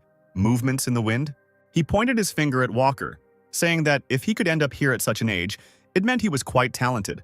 Then he suddenly winked and pointed his sword at Timothy, urging him to show what he could do. Moreover, the newcomer who entered Manhwa needed to unlock the sword's potential, and to do this, moreover, in public, in the presence of other participants and the leader, there was nothing to do. Timothy agreed and changed the position of his hands, showing off his blade. The observers gasped in unison, leaning forward. This new guy had a black sword. Even Theodore Blair himself couldn't keep a straight face. Jordan remained in the same position. Timothy again pulled his hands back. The glow around him became brighter. The two opponents' gazes locked on each other, and the mentor laughed loudly. Timothy took a deep breath, trying to clear his head of unnecessary thoughts and focus. The young warrior was going to read the energy of his opponent's breath, breathing in rhythm with him. Measured inhalations and exhalations are what helped me find the starting point for action. And a few moments later, the very moment arrived when it was necessary to begin. Swift sword. That's the technique Timothy used as he rushed straight towards his opponent. He jerked the blade out of its sheath and swung it right next to Jordan, who was about to counterattack. Two swords, filled with different energies, almost collided, passing each other in the end. Walker nearly fell on his back and managed to stay on his feet, his heart pounding so loudly that it was hard to breathe. Jordan, however, looked completely unperturbed, having seized the initiative in the fight.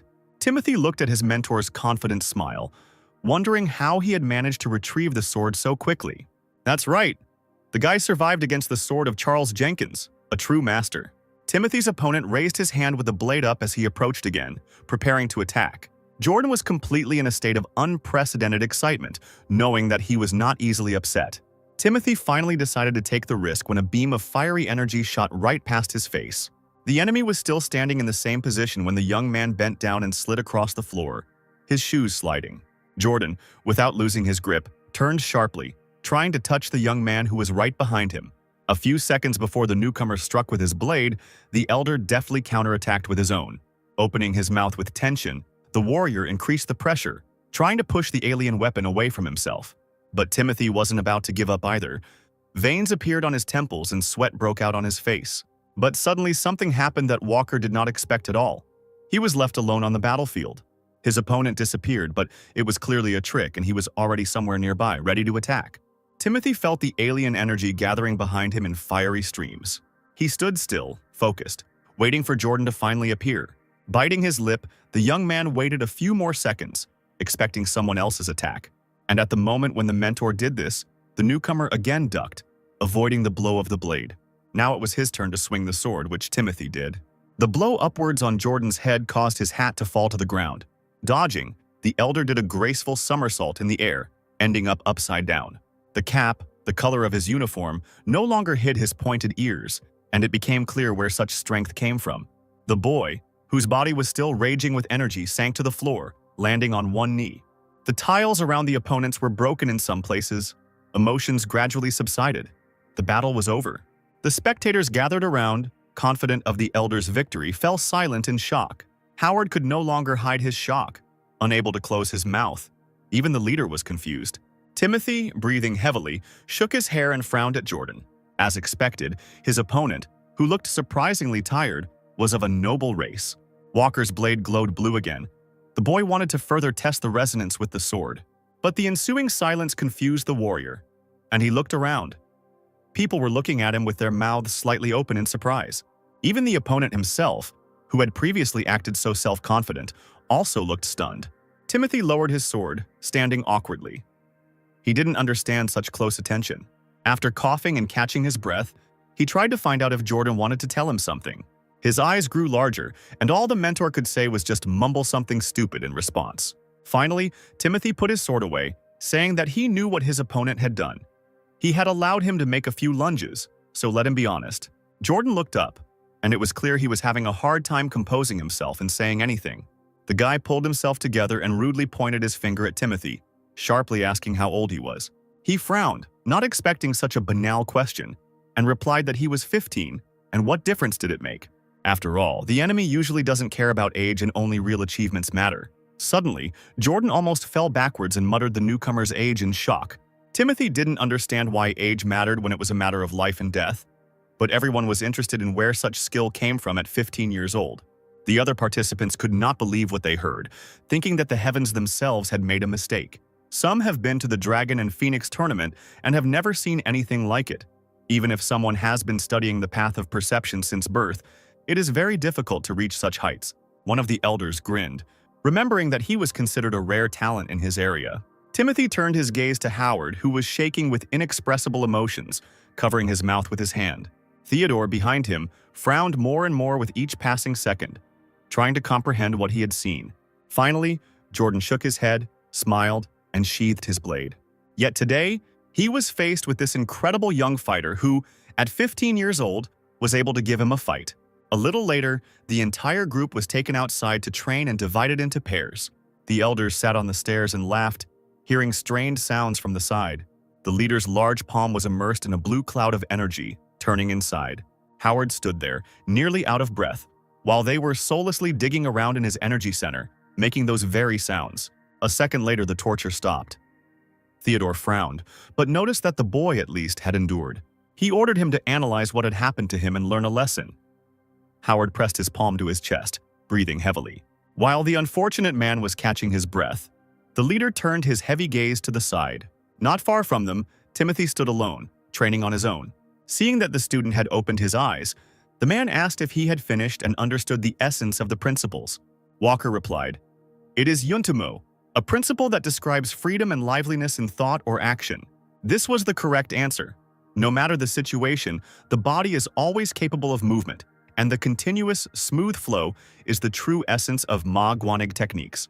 Next, the student was required to comprehend the secrets of the path of martial arts, which caused questioning looks from his friends. The leader thought for a moment, then smiled, saying that it is better to see something once than to hear about it 100 times. Having gathered the entire group around him, he approached a small stone statue with an opening in the middle and placed his palm there. After a few moments, the stone heated up and a flame of energy began to blaze around the mentor's palm. Suddenly, a strong wind arose and Howard screamed, afraid that the statue would shatter into many pieces. The air was breathtaking. Theodore's hair was flying behind him, but his gaze was serious and focused. He took a few deep breaths, the glow disappeared, and immediately after that the wind died down. Timothy realized that the leader was pouring all his power into the stone and continued to watch. Then Theodore's eyes widened and he jerked his hand back, causing the students to gasp. The next moment he clenched his left hand into a fist and pressed it to himself, and with his right hand he struck the stone with all his might. The impact caused an explosion, and the statue was indeed destroyed, just as Howard had imagined. The guy's mouth opened again in shock, looking at how just a couple of seconds ago the pieces of heavy rock were one whole. In absolute silence, Theodore cleaned his clothes and began to stack the pieces on top of each other. His students hummed and nodded in approval as the newcomers tried to figure out what had happened. Turning around, Theodore explained that it was the perfect moment and the optimal strike. The path of a person's martial arts draws this trajectory for him. If a fighter follows the martial arts path perfectly, he will achieve a superior strike. But he must understand when and where to strike best. It will be difficult to master this, just one look, but still, it is a skill that comes with practice, and you will have to work on it throughout your life. Timothy was amazed by these words, letting out a strangled cry. Could it really be true that all his life, it seemed to him that it could work out now? Theodore was about to go to the other students when he suddenly saw that the new guy was stretching his arms and walking towards another statue. The man looked at him in surprise, raising an eyebrow. Had he really decided to try it? Walker drew level with the intact figure and glanced at the one destroyed by the teacher. The guy thought that this path of his in martial arts was just an instinct. It turns out that, in the end, Timothy himself simply needs to follow it. Closing his eyes, he grabbed his blade with both hands, looking somewhere deep inside himself, using the sword resonance technique. And if you move slowly in your consciousness, discarding the unnecessary, everything may work out. Opening his eyes a few seconds later, the clan heir discovered that he seemed to have found himself in a parallel reality, where the stone no longer looked the same. There it seemed to consist of thin glass from which rays of light were shining. And this meant that all it took was thinking and making a few blows with the blade, and everything would work out. That's why Timothy suddenly raised his hands and didn't even take his sword out of its sheath. In this position, he threw the sword into his right hand and struck with all his might with the end of it into one of the parts of the statue. At that very moment, a crack appeared in the stone with a loud sound. It didn't take more than a few seconds for Timothy to jump back and the statue to shatter into pieces. The heavy structure collapsed to the ground, creating a cloud of dust and debris. Actually, that is the whole secret of the martial arts path, and it didn't even take a whole lifetime to comprehend it. Well, Timothy has mastered the basics of the Manhwa technique. Now all he has to do is practice it in real combat. The boy himself didn't even understand how much damage he had done to his teacher's pride. Deciding that the looks directed at him did not promise approval, Timothy looked down, muttering what was probably a weak first time. To use this properly, more real combat experience is needed. When life and death can be decided in an instant, ordinary training means little. But as an eerie silence hung in the air, the newcomer looked at the crowd again. However, he himself did not want to figure out what was going on, and therefore he bowed respectfully to Theodore, thanking him for the lesson. He stood there, arms folded across his chest, his eyes wide open at his unique student. While the others were rethinking their lives, the leader said in a strangled voice that he now had to think carefully about how to teach Walker. He blinked his eyelashes innocently, truly not understanding what had happened.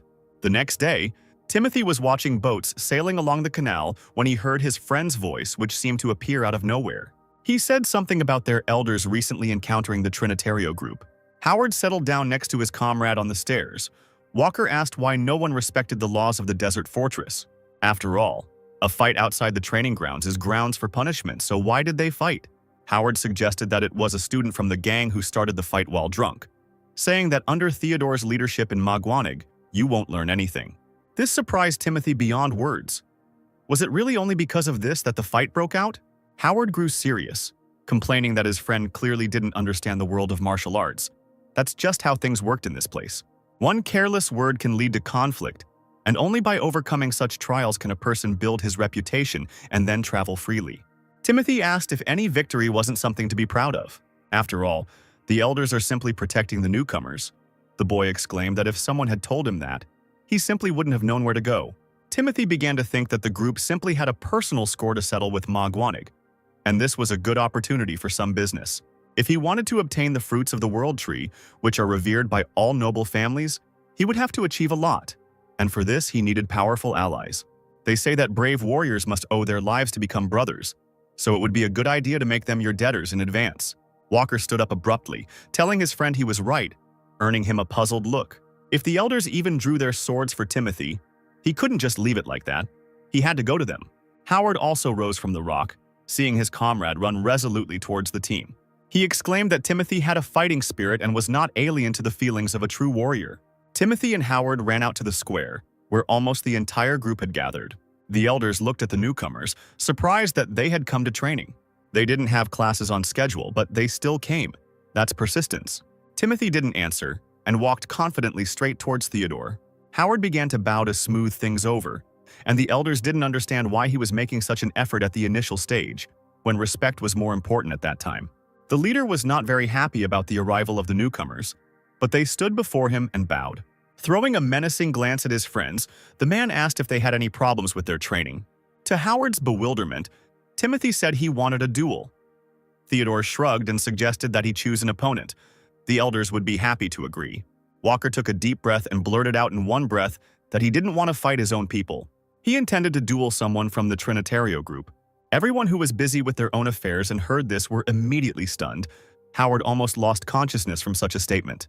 Leader Manhwa now didn't know what to expect from the student, so he said that there was no need to worry too much about yesterday's incident. Timothy thought he didn't care at all, but said out loud that he had long admired Trinitario's techniques and wanted to try them out for himself. Theodore was surprised by the enthusiasm, thinking to himself that he liked such zeal, and that the newcomer shared the feelings of his elders. Timothy bowed, exclaiming that he wanted to fight the renowned swordsman using Magwanig's true form, and asked the master for permission to do so. Theodore looked at the student in bewilderment for a while, wondering what he really needed. He hoped to gain experience and try out other techniques, and also gain the trust of his elders, a triple benefit. The mentor warned the newcomer that he had never seen Trinitario's combat techniques or fought alongside them. A duel would not be a problem, but the group members would not show mercy. A real fire lit up Walker's eyes. He clenched his fist and exclaimed that this was exactly what he needed. Seeing this, the elders fell silent for a moment, looking at the newcomer in shock. The next moment, they began to rejoice, shouting that this was the spirit of the true leader of the desolate fortress. They were eager to see the warrior in the future. Leader Magwanig covered his face with his hand as he listened to this, but then allowed Timothy to try. He also promised the boy that he would convey his request to the head of Trinitario. After some time, a demonstration fight with the opposing group took place in a special room. Everyone was surprised that the white one was challenging the blue one to a duel. But to be precise, it was just a training sparring. Howard overheard the elders placing bets on how long Timothy would last. Most, especially the Trinitario members, were betting on 10 seconds as the maximum time. Opposite 15-year-old Walker stood a tall man from the Trinitario group. It was incomprehensible that some boy would seriously want to fight him. The leader of the Trinitario group, Elijah Barnes, was a menacing-looking man with a thick beard and dark hair tied into a high ponytail. Theodore, looking at his student, increasingly doubted his decision to allow sparring. Both leaders of the group stood next to each other, but did not want to exchange a word. After a few seconds, Elijah frowned even more and raised his finger, pointing at Timothy. He was willing to bet on one of the spiritual pills if the newbie could last 10 seconds. Leader Magwanig was surprised that his opponent had chosen such a big bet. Elijah's eyes widened in a menacing way, and he asked defiantly if Theodore thought he would lose, and he became frightened. But Theodore demanded not to tease him, because spiritual pills were not a trifle. The leader of Trinitario hissed that the honor of their groups was at stake. Would he really joke about such things? When Theodore rolled his eyes and accepted the bet, Elijah nodded and sat down in the carved chair. He cracked his knuckles and said with a smile that a leader must believe in his subordinates. But the man didn't see the main thing, how his opponent's lips stretched into a satisfied grin.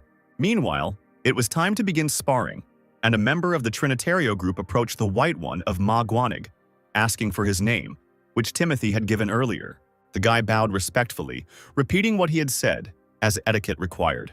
In front of him stood a strong warrior in blue clothes. Everyone starts with white, but if you advance in your craft, you can get blue. Time is of no importance here. Sometimes it takes more than 10 years to transition from white to blue. But even the greatest masters of the major sects respect the blue warriors of the desolate fortress. The partner said that he has been training the Trinitario sword for 20 years. They say that the sword has no eyes, but the sword of a true master definitely has eyes, so he will not hold back in this sparring. Having decided to intimidate the newcomer with these words, the man was surprised when he simply nodded. However, there was no time to think, so the experienced warrior pulled out his blade in one jerk. The noble steel in the hands of its owner immediately lit up with a bright light. The warrior immediately demonstrated his skill, the energy in his body seething, illuminating everything around him. The overseeing group leaders held their breath, while Timothy tried to abstract himself from everything and concentrate on the sparring. He was curious about what kind of sword mystery the blue warriors of Trinitario used. The boy grabbed the carved hilt of his blade, ordering himself to cast aside unnecessary thoughts. The steel of the sword also shone with light, no matter what the enemy could do, because Walker was here to reveal his skills. His opponent growled, holding his weapon in front of him, that he would give the newcomer the first turn. Timothy didn't wait long and used his time play skill. He took off like lightning and ran forward, ending up right in front of the blue one. The boy's sword, charged with energy, collided with the other's blade with a loud bang. The experienced warrior did not expect at all that the puny young fighter would be able to fight him back in the very first second. Having received a barely noticeable blow, the man was amazed at such a quick reaction. The next moment, Timothy, who was determined to recognize the alien technique, leaned forward again. The fighter from Trinitario barely had time to defend and counterattack. He could not catch up with the boy's pace. The man continued to walk back while Timothy advanced, moving faster and faster with each passing moment. The leader of Magwanig was pleased with the student, but Elijah next to him did not believe that the white fighter had such speed. Hearing these words, Theodore couldn't help but grin triumphantly. After all, you don't hear something like that every day. Looking at the skills of this young man, you can even forget how to breathe. He was so fast. But with Timothy's experience, the only option for victory is to seize the initiative now. Seizing the moment, Walker turned around and walked backwards towards his opponent, hitting him in the chest with his shoulder.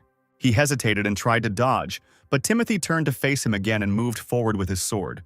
The man let out a strangled groan, sweat pouring into his eyes, and he tried with all his might to hold back the other man's onslaught. The play of time accelerated the mind. Timothy smiled faintly. He had grown a lot since he came here. The principles of martial arts accumulate in the body, tempered by the art of movement of his clan. The more curved the trajectory of the sword, the more the back muscles are involved.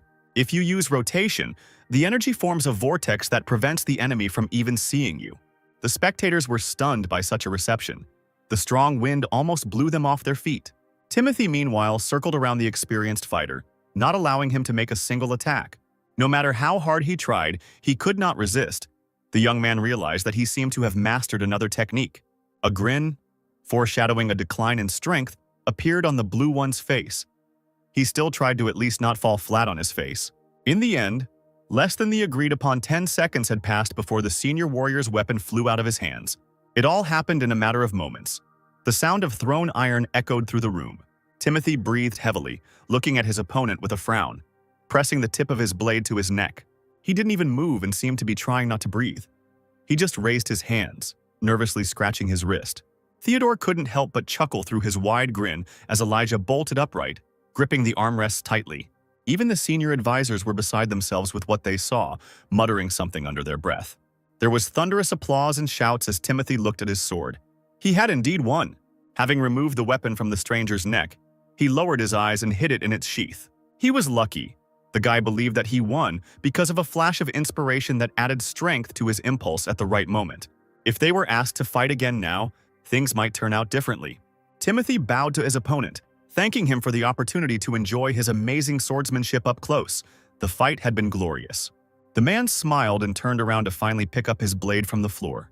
He slung the weapon over his shoulder, briefly remarking that Timothy's skill was beyond his age. The young man was surprisingly gifted in fencing. Having gone to his group, the warrior repeated the white man's name to himself once again, repeating that he was so young, but his strength was incomprehensible. The spectators were openly envious of Magwanig's possession of the treasure. The group leader closed his eyes and extended his hand to the leader of Trinitario, who was furious at losing. Timothy took a deep breath and closed his eyes, giving himself a break. He decided that he would call this new technique the Incomprehensible Dawn. The boy heard the leader's voice calling his name and opened his eyes. A man with a satisfied smile was walking straight towards him. Without commenting on what was happening, he threw an elegant, dark-colored box with beautifully depicted trees into the student's hands. Timothy was incredibly surprised when he caught the thing and carefully opened the lid. On a soft red pillow lay it, the spiritual pill of Trinitario. The young man looked questioningly at leader Magwanig, who informed him that the pill rightfully belonged to Walker. Even the next day, when everyone returned to the Magwanig territory, the talk about Timothy, the monster guy, did not subside. Christine Palmer, nicknamed Sharp Sword, the eldest in blue robes, thought that defeating such an experienced swordsman as the Blue-Winged Joe from Trinitario was something special. The guy is not only talented and hardworking, but also modest and polite, and also has a unique ability to grasp martial arts techniques on the fly. Looking into the distance, Jordan agreed with his friend. He, too, had never seen such potential. Christine recalled what happened when she used the technique in sparring with someone else in Timothy's presence. This guy easily recreates the same moves in a more refined form. And he does it with incredible ease. It seems like he doesn't strain himself at all. It's even somehow awkward to use mediocre techniques in front of him. There's some innate ability to grasp the very essence of techniques. Jordan finished Christine's thought by adding that Timothy seemed to have always known these techniques. While they were discussing the boy, he was in the head's office, sitting on a mat in the lotus position, listening to the words of the mentor. Theodore walked slowly around the student, telling him about the pill. He did not know how much of it he would be able to absorb. Typically, it is around 60 to 70%, but depending on the circumstances, it may be less. And even if the spiritual pill doesn't live up to Timothy's expectations, there's no need to put pressure on yourself. There is a danger of damaging your energy core or meridians if you are not careful. The key to absorbing the pill is to allow its energy to circulate with the qi until it is completely dissolved. If the flow of qi becomes unstable, the master will intervene, so one must remain calm. The young fighter agreed with everything that was told to him and slowly chewed the pill, then swallowed it. Everything inside seemed to shake. The energy of the pill began to spread throughout the body. The gold film that covered the tablet burned like fire. Timothy sat motionless, imagining a hot fire spreading in his chest. The pill's power combined with Walker's, resulting in a small hurricane that swept across the room and knocked the box over. Theodore had never seen anything like it. And now, holding his breath, he watched the golden rays of light that burst out of the student's body. The irrepressible energy threatened to destroy everything in its path, and only Timothy knew whether this venture would end in success. Even Christine and Jordan, sitting outside, sensed that something unusual was happening. Turning around, they stopped their gaze on the side of the building where the white man and their teacher were now located. It seemed that it had already begun. I wonder how strong their youngest will become after consuming the energy pill. By evening, the fire that had blossomed in Timothy's chest slowly spread to the rest of his body. The guy stubbornly refused to wake up, but to accept the full potential within himself, large drops of sweat running down his face. Bright flashes were visible on the mentor's frowning and worried face. This was Timothy's first experience of absorption, but his flow of chi did not waver, and there was no need to even interfere. A few minutes later, the newcomer opened his eyes and looked in confusion at his hands, from which golden flashes emanated. Theodore forced a smile and congratulated the boy on having fully absorbed the pill's energy. Timothy brought the brush closer to his face with unprecedented interest, feeling how his chi noticeably strengthened. The leader of the group could not fully believe that this boy was able to absorb all the energy himself, without any help. Timothy's eyes widened, realizing that with the increase in internal energy, he could sense things he hadn't even noticed before. With some unimaginable feeling, he realized that his elders were all around the perimeter of the area. The boy asked the mentor if everyone was guarding him while he was swallowing the pill. When there was no answer, Walker stood up and seriously asked the teacher why everyone was so kind to him. Theodore turned around, and to Timothy's surprise, the stern expression on his face changed to a smile. It's not specifically about the newcomer. It's just natural for a group to take care of its members. In the world of martial arts, where life and death are often at stake, solidarity is natural. The higher the student's combat skills, the better it is for the Magwanig faction. That's the whole secret and the answer to Timothy's question. He remained silent, deep in thought. Late in the evening, sitting in the lotus position on the bed in his room, the guy concentrated on his internal sensations. The energy had increased and was now incomparable with the previous chi. Now the student wanted to test in the training hall how much stronger he had become. He got dressed and went out into the darkness of the night. As he passed the square, a girl's voice called out to him. Turning around, Timothy saw Truesward in front of him, calling to him, waving her hand. The girl asked if the newcomer had come here to train. Unable to resist, he scratched the back of his head and nodded. Christine admitted that she also got inspired to train while watching the guy fight. And only now Timothy realized that Christine had been promoted. He congratulated the older one. She thanked him but did not focus on it, replying that this was only a small step forward. She apologized to Timothy in case he decided to train alone, then offered to spar. He bowed, saying that solo training could be done at any time, but learning from the senior sharpsword was a rare opportunity. The girl bowed in response and with a smile asked to call her simply Christine. Timothy looked down and nodded, agreeing. If that would be enough. White and blue went to different sides of the square, choosing comfortable positions. Timothy immediately drew his blade from its sheath, announcing that he would go first. Christine didn't object. She didn't have a weapon with her. She got into a fighting stance and waved her hand to call for them to begin. The newcomer didn't wait long. He immediately ran towards the girl with a sword in front of him. And although he was very fast, he had barely approached Christine when she grabbed the hilt of his sword with her left hand. Letting go for a second, she grabbed Timothy by the wrist and created a cloud of purple energy with her right hand. This palm immediately rushed towards the guy's stomach, and the cloud began to spread across his clothes. Intently reading her opponent's every move, Christine intensified her attack, and now the purple flame passed through the newcomer's body.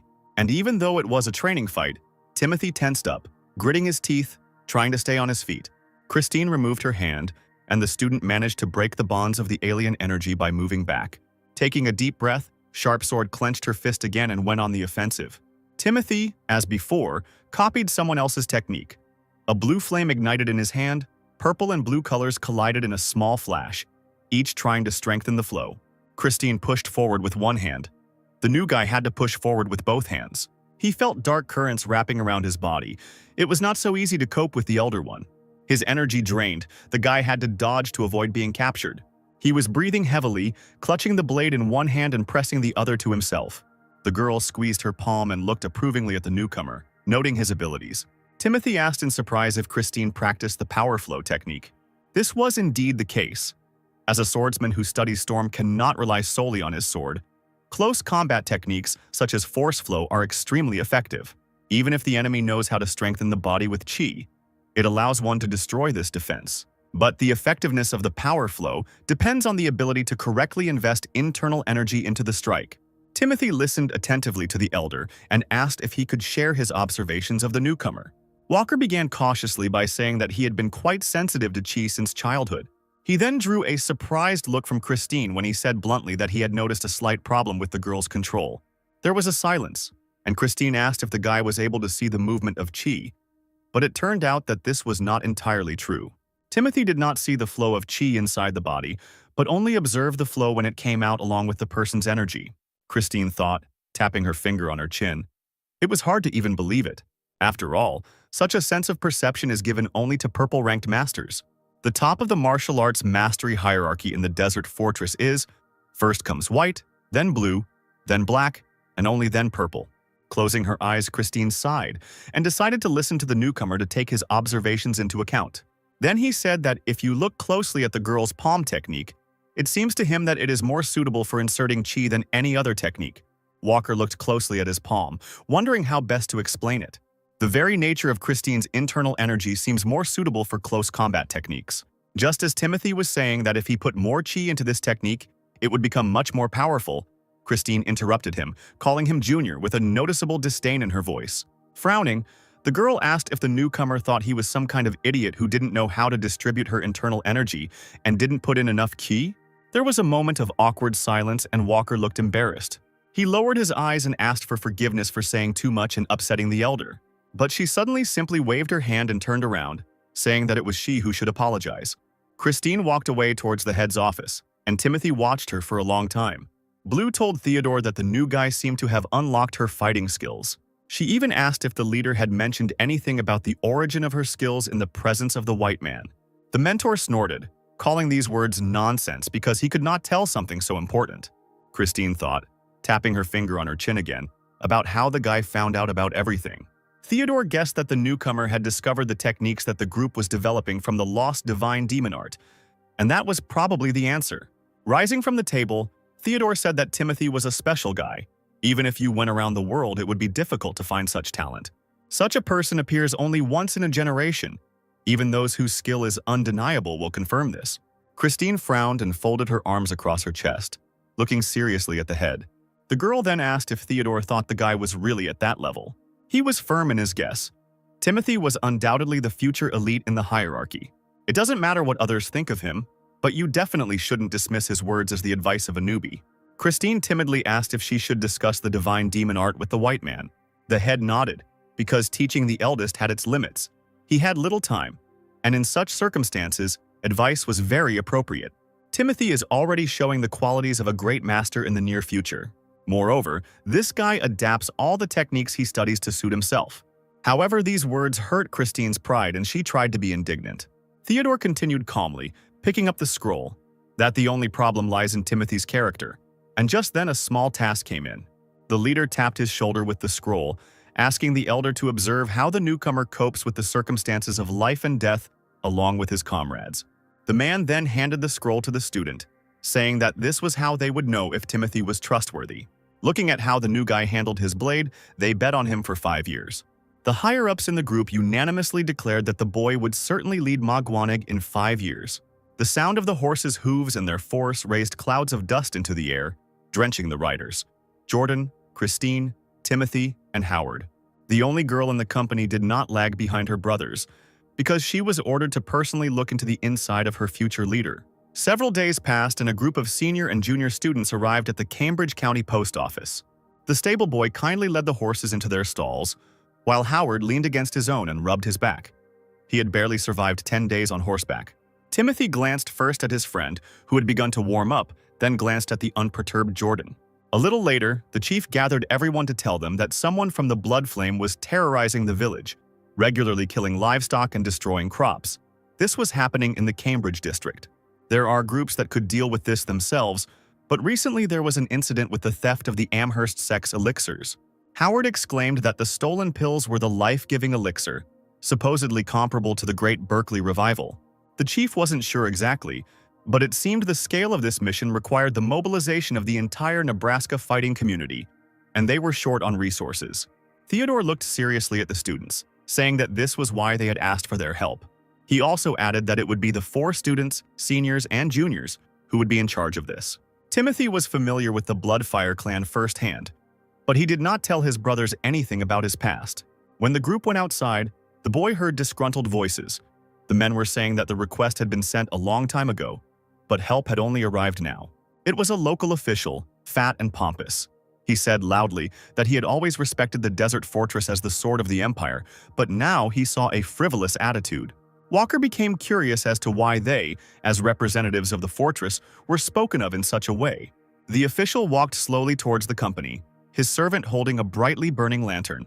His companion, looking at the guests, grimaced and said that only suckers had arrived. He chuckled in displeasure, because he was sure that they would not be able to cope with the offender. Timothy turned around and just as loudly asked the leader what these people wanted from them. Jordan, without even hiding, called the local officials ignorant, because in such a remote place they had probably never seen a real master of martial arts. That's why some people equate swordsmen in the service of the empire with their personal cleaners. These words provoked the anger of the fat official. He ran up to Jordan, complaining about his unheard-of insolence, and Timothy asked if his speech acupuncture point needed to be sealed. The elder nodded, because less talk, more action. But when the man almost touched Christine, the newcomer standing behind him made the words come true. Without warning, he sealed the dot with 2 fingers. The official's face lengthened and his eyes became several times larger. Looking the insolent man straight in the face, Timothy clearly stated that the fighter's indignation did not bother him much. The servant, who was the man's companion, began to calm him down, and the 4 students calmly walked away. Walking along a forest path, Howard caught up with his friend, asking if he had already mastered acupuncture techniques. Having heard an affirmative answer, the guy was taken aback. Even addressing his friend as "you" seemed somehow disrespectful. He exclaimed that from now on he would call his friend Young Master Walker. Timothy replied with a smile that he didn't mind hearing it from the lips of the divine guardian of the desert fortress. Howard straightened his shoulders proudly. What a pleasure it was to hear such high praise. Timothy walked on, silently thinking, when suddenly he felt someone else's touch on his shoulder. It was Jordan, and he put his arm around the newcomer and explained the unspoken law of non-interference. That is, the government and the martial arts world do not interfere in each other's affairs. But the fighters in the gangs, unlike others, can afford to be a little more hands-on with officials. And since they act on behalf of the ruling family, it's a pleasure to put fools in their place, especially those who think they can raise warriors. Such is the privilege of a fighter of the desert fortress. Christine approached the guys, rightly reminding the new guy that it's better not to overdo it. She chuckled, saying that it was great, because the official couldn't utter a word no matter how hard he tried. Through the laughter, Howard heard some noise and called the others over to check it out too. Something strange was happening in the village nearby. It was too noisy and crowded for this time of day. The fighters looked closer and, to their horror, noticed several figures with fiery red hair. A huge oaf from the Bloodflame clan threatened the locals with a rusty sword, and in his other hand he held a crying baby by the clothes. The villagers tried in vain to deal with the bastard, who shook the child, ordering him to shut up. Seeing all this, Timothy's whole being was filled with incredible rage. He immediately activated the energy and rushed forward without saying anything to his comrades. It was a matter of honor to kill the oaf. Out of the corner of his eye he saw a flash of gold, and turning his head to the right, Timothy saw Jordan overtaking him. This was the Roberts clan's technique of movement. Super speed. Superhuman movement faster than light. Meanwhile, on the other side, Timothy was already overtaking Christine, who was also rushing to help. But how surprised Walker was when Howard also ran past him. The newcomer frowned, realizing that this was where one of his weaknesses had surfaced. He even cursed as he watched the other fighters become barely noticeable dots in the distance. All this time, the guy didn't really train in movement techniques. There was little time for that in the training room. Meanwhile, the villager's nightmare continued. The sect scoundrel swung his sword, and blood sprayed into the air. Fortunately, he only wounded a man, to whom other residents immediately ran to help. While the men and women of the village, armed only with sticks, tried to drive away the sectarian, he paid no attention to them, continuing to cry at the baby, who was irritating him with his crying. It was at this moment that Jordan approached the scene, drew his blade with a jerk, and pounced on his opponent. He ran towards the giant with all his might, then the warrior went around him and ran on. Fiery energy passed through the monster, and the blades collided, producing a loud ringing sound. Deciding that he had gotten off with only a weak blow, the cultist growled, raising his sword. And only the next second he looked in amazement at the one who attacked him, seeing a baby in someone else's arms. The blue fighter of the desert fortress. This puzzled the monster, and the impudent fellow even stole the prey from under its nose. At that moment, Christine ran from the other side towards the sectarian. Having decided he had enough, the man roared, turning the air around him into an avalanche of fire. Jordan stepped back, shielding the child from the fire, while Christine jerked her blade out. The cultist roared once more and decided to save himself by running away, flying into the air, leaving a beam of fire behind him. Finding himself high up, he, completely engulfed in energy, rushed higher, running away. Both fighters looked up in confusion. They had never seen anything like this before, and although the danger had passed for now, they did not know what kind of one it was. Christine assessed the speed. Judging by it, the bastard was spending life force to use such a movement technique, as expected from the Blood Flame sect. Turning around, the girl saw Howard and Timothy, who had just now run to the settlement. The first one was barely breathing, running closer. He bent over the ground, trying to even out his breathing. Later, when the four returned to their shelter, Christina called Howard to her. She reported that his overall combat skills were in line with his white level, but his endurance was lacking, and he needed to work on that from now on. Exhausted from the long run, the newcomer bowed with some difficulty, promising to train. When the elder turned to Timothy, he hung his head in disappointment and felt uneasy. The guy's fundamental skills are surprisingly well developed, a level of mastery rarely seen even among the 8 clans. Seeing how Timothy moves without using techniques, no one in the Manhwa group will be able to catch up with him. She joked that even the puny Jordan chuckled and said that no one cares about other people's speed. The elder blue's keen gaze did not miss how upset Timothy was. He felt like a loser who not only came last, but also almost let down his elders. Jordan stood up, walked over to the spreading tree that grew in the yard and addressed the newcomer. He leaned his left hand on the tree trunk, suddenly offering the boy to teach him his technique of movement. Timothy's dull gaze immediately filled with life. He looked at his brother with hope. As if he had instantly forgotten his failure, Timothy approached the elder with interest. He replied that the technique of movement was not considered a full-fledged martial art of the clan, just a short lesson in walking, which was too difficult for most ordinary people. But a newcomer could manage it. Walker couldn't quite believe his ears. He was being offered to learn the Roberts clan's movement technique. Jordan winked at Timothy, telling him not to get too excited, as no one in the Manhwa sect had ever gotten the hang of it. Christine rolled her eyes when the guy added that he had once taught to those who wanted to learn, but no one had succeeded. The ground beneath Jordan's feet lit up with a golden light, as if hundreds of golden fireflies were rising up. To the amazed gaze of the newcomers, the Superman rose slightly upward, the hem of his cloak fluttering in the wind. Although it is called a movement technique, there is no system in it. Timothy noticed that energy appeared at the tips of his fingers, although there was no activation of the flow. Jordan looked around at the onlookers and repeated that it was just a walking lesson. The warrior folded his hands behind his back and walked easily along the tree trunk, as if it were an ordinary floor. The smile disappeared from Jordan's face. He was extremely focused as he walked along the tree.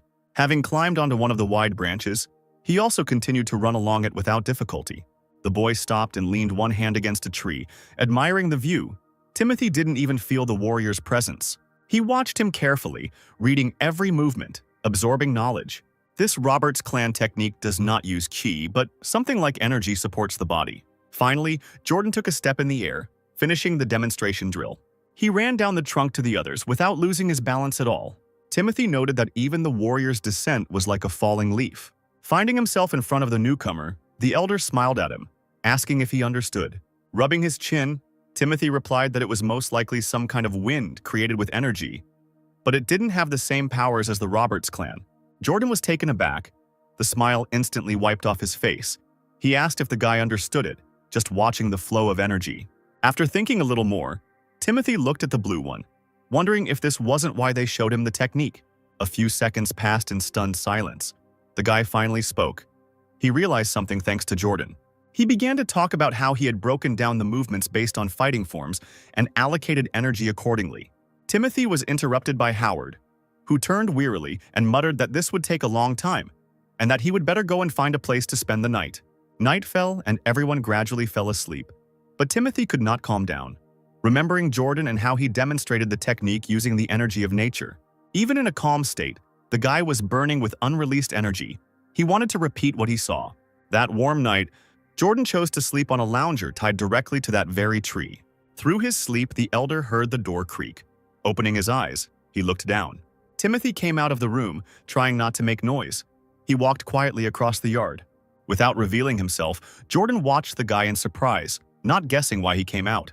Timothy crossed the square and stopped nearby, opposite the gate to the inn. Taking a deep breath and concentrating, the guy lowered his head, looking at his feet. He copied what he saw Jordan do, his feet glowing blue. Roberts himself, lying in the hammock, almost flew out of there when he saw what the new guy was doing. He called the guy crazy when he imitated his pose and easily rose into the air. As the days went by, Howard trained diligently with the sword, while Christine watched him. The guy still couldn't believe that they had been here for about a month, and Timothy had already mastered the art of the Roberts clan. Lying in the hammock, Jordan rocked harder. He didn't deny that the newcomer had the makings of a great master. Even for his clan, this was not the easiest task. Listening to the guy's conversation, Christine remembered the words of the leader, who once suggested that she herself look into the inside of the future leader. Howard stopped and asked worriedly if it was a good idea to send Timothy alone. The elder shook her head, reminding them that the people were too scared to leave them. Besides, this is a reconnaissance mission. Timothy can easily handle it himself. No need to worry. Holding the hilt of his trusty sword, the newcomer ran alone through the thick forest. He was patrolling and training at the same time, and this lightness, speed, and distribution of forces were incomparable with the previous ones. It was so nice to feel completely different.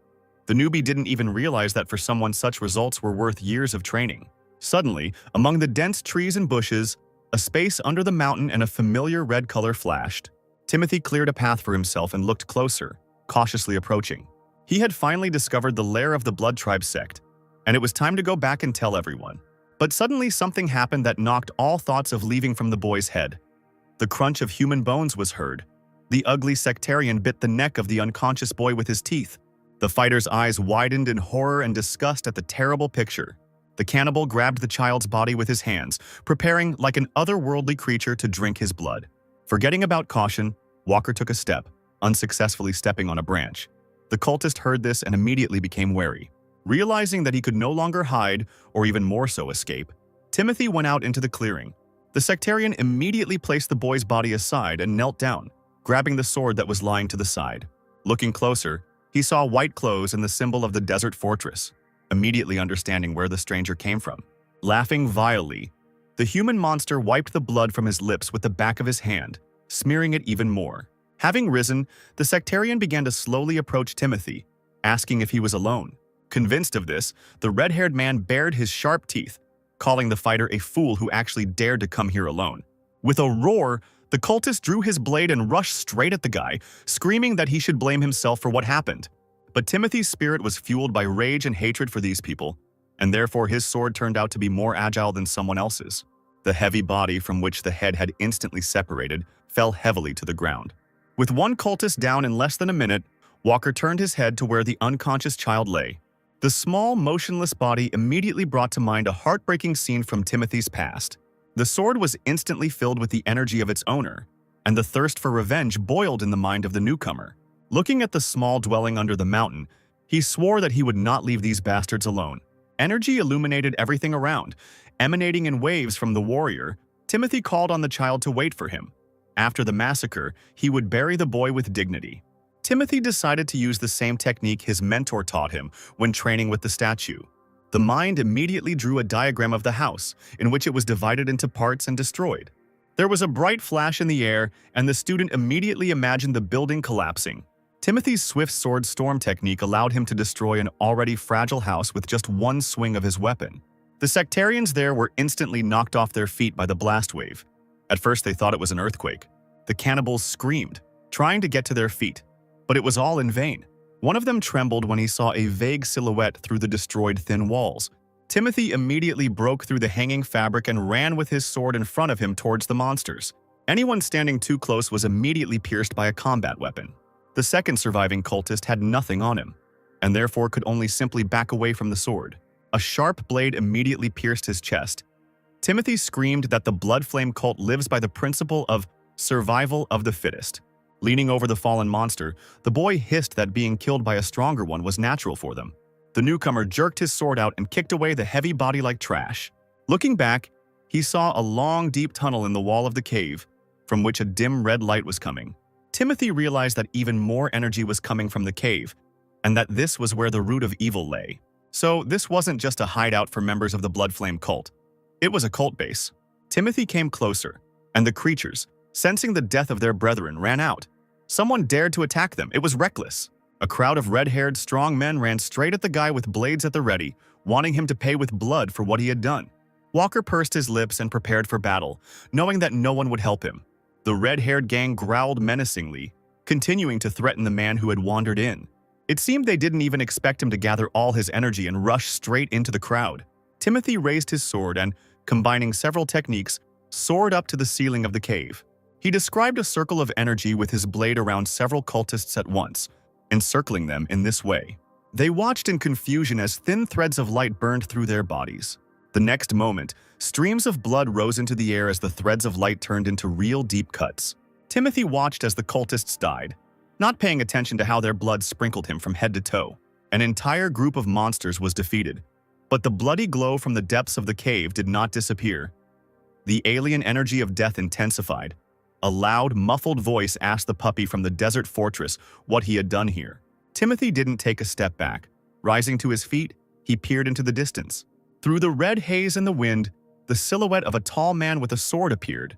And only now did Walker realize that the ominous energy did not come from a group of cultists. A few seconds later, a man who looked like a savage came out to the student. He was dressed in rags, and his black and red hair fell on his shoulders.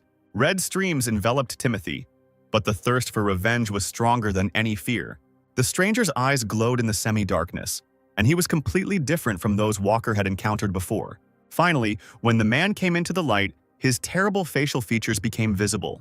The newbie heard that when a person reaches a certain level of internal energy, their hair color can visually change. In that case, it could only be the leader of this cult, the Supreme Master. In the Blood Flame sect, he is called the Blood Demon with a sword. With a creepy grin, the monster pulled a strong blade from its sheath and hissed that the boy's suffering would help quench his thirst for blood. Timothy swallowed hard, the saliva that had accumulated in his mouth, continuing to watch the cultist with the title that the leaders of the Blood Flame sect's divisions bear. Among the civilian population and the lower classes of the martial world, they are considered to be reapers of death. There are very few masters skilled enough to kill them. This was the kind of monster that now appeared before Timothy. They were about to fight to the death. The ugly face twisted into a terrible grimace, but the student only gripped his sword tighter, filling it with energy. He knew he had to attack first before the blood demon got close, just like he had gotten the upper hand last time, attacking the Trinitario member before he could react. So now it was necessary to act in the same way, and Timothy raised his sword in front of the sectarian. He grinned, baring his fangs, growling that everyone in the desert fortress was so arrogant. Walker, beside himself with anger, used the time play technique, running up to his opponent. He held the sword out in front of him as the boy made several swings, leaving a blue light in the air. The blood demon nearly fell on his back when the sharp blade appeared right above his face. The warrior managed to land the first blow. While the cultist was coming to his senses, barely able to stand on his feet, Timothy again ran at him even more furiously. He moved with such incredible speed that the leader of the Blood Flame felt like he was being attacked by several opponents at once. Having come to his senses, he bared his teeth terribly, defending himself with a blade and advancing on the guy. The ugly mouth twisted into a grimace of a smile, mockingly hissing that the fighter's techniques were impressive. These words made Timothy incredibly angry. He frowned and lashed out with another blow. The mind threw up painful memories. At that moment, the boy could not boast that he knew how to protect his family.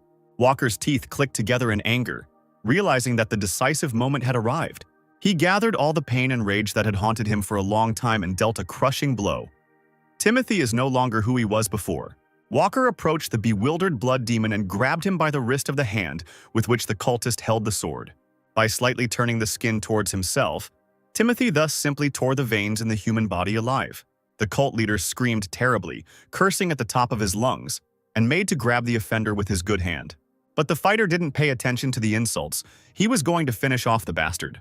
Timothy shifted slightly to the side and made another swing with his sword, cutting off the second hand. Looking at the bloody stumps, the sectarian roared, not understanding himself from pain and horror. Walker gritted his teeth and prepared to deliver the final blow with his blade. Taking advantage of the enemy's hesitation, he ran at him and plunged his sword straight into his heart. The once greatest sect master slowly sank to the floor, his killer remaining on his feet without drawing his sword.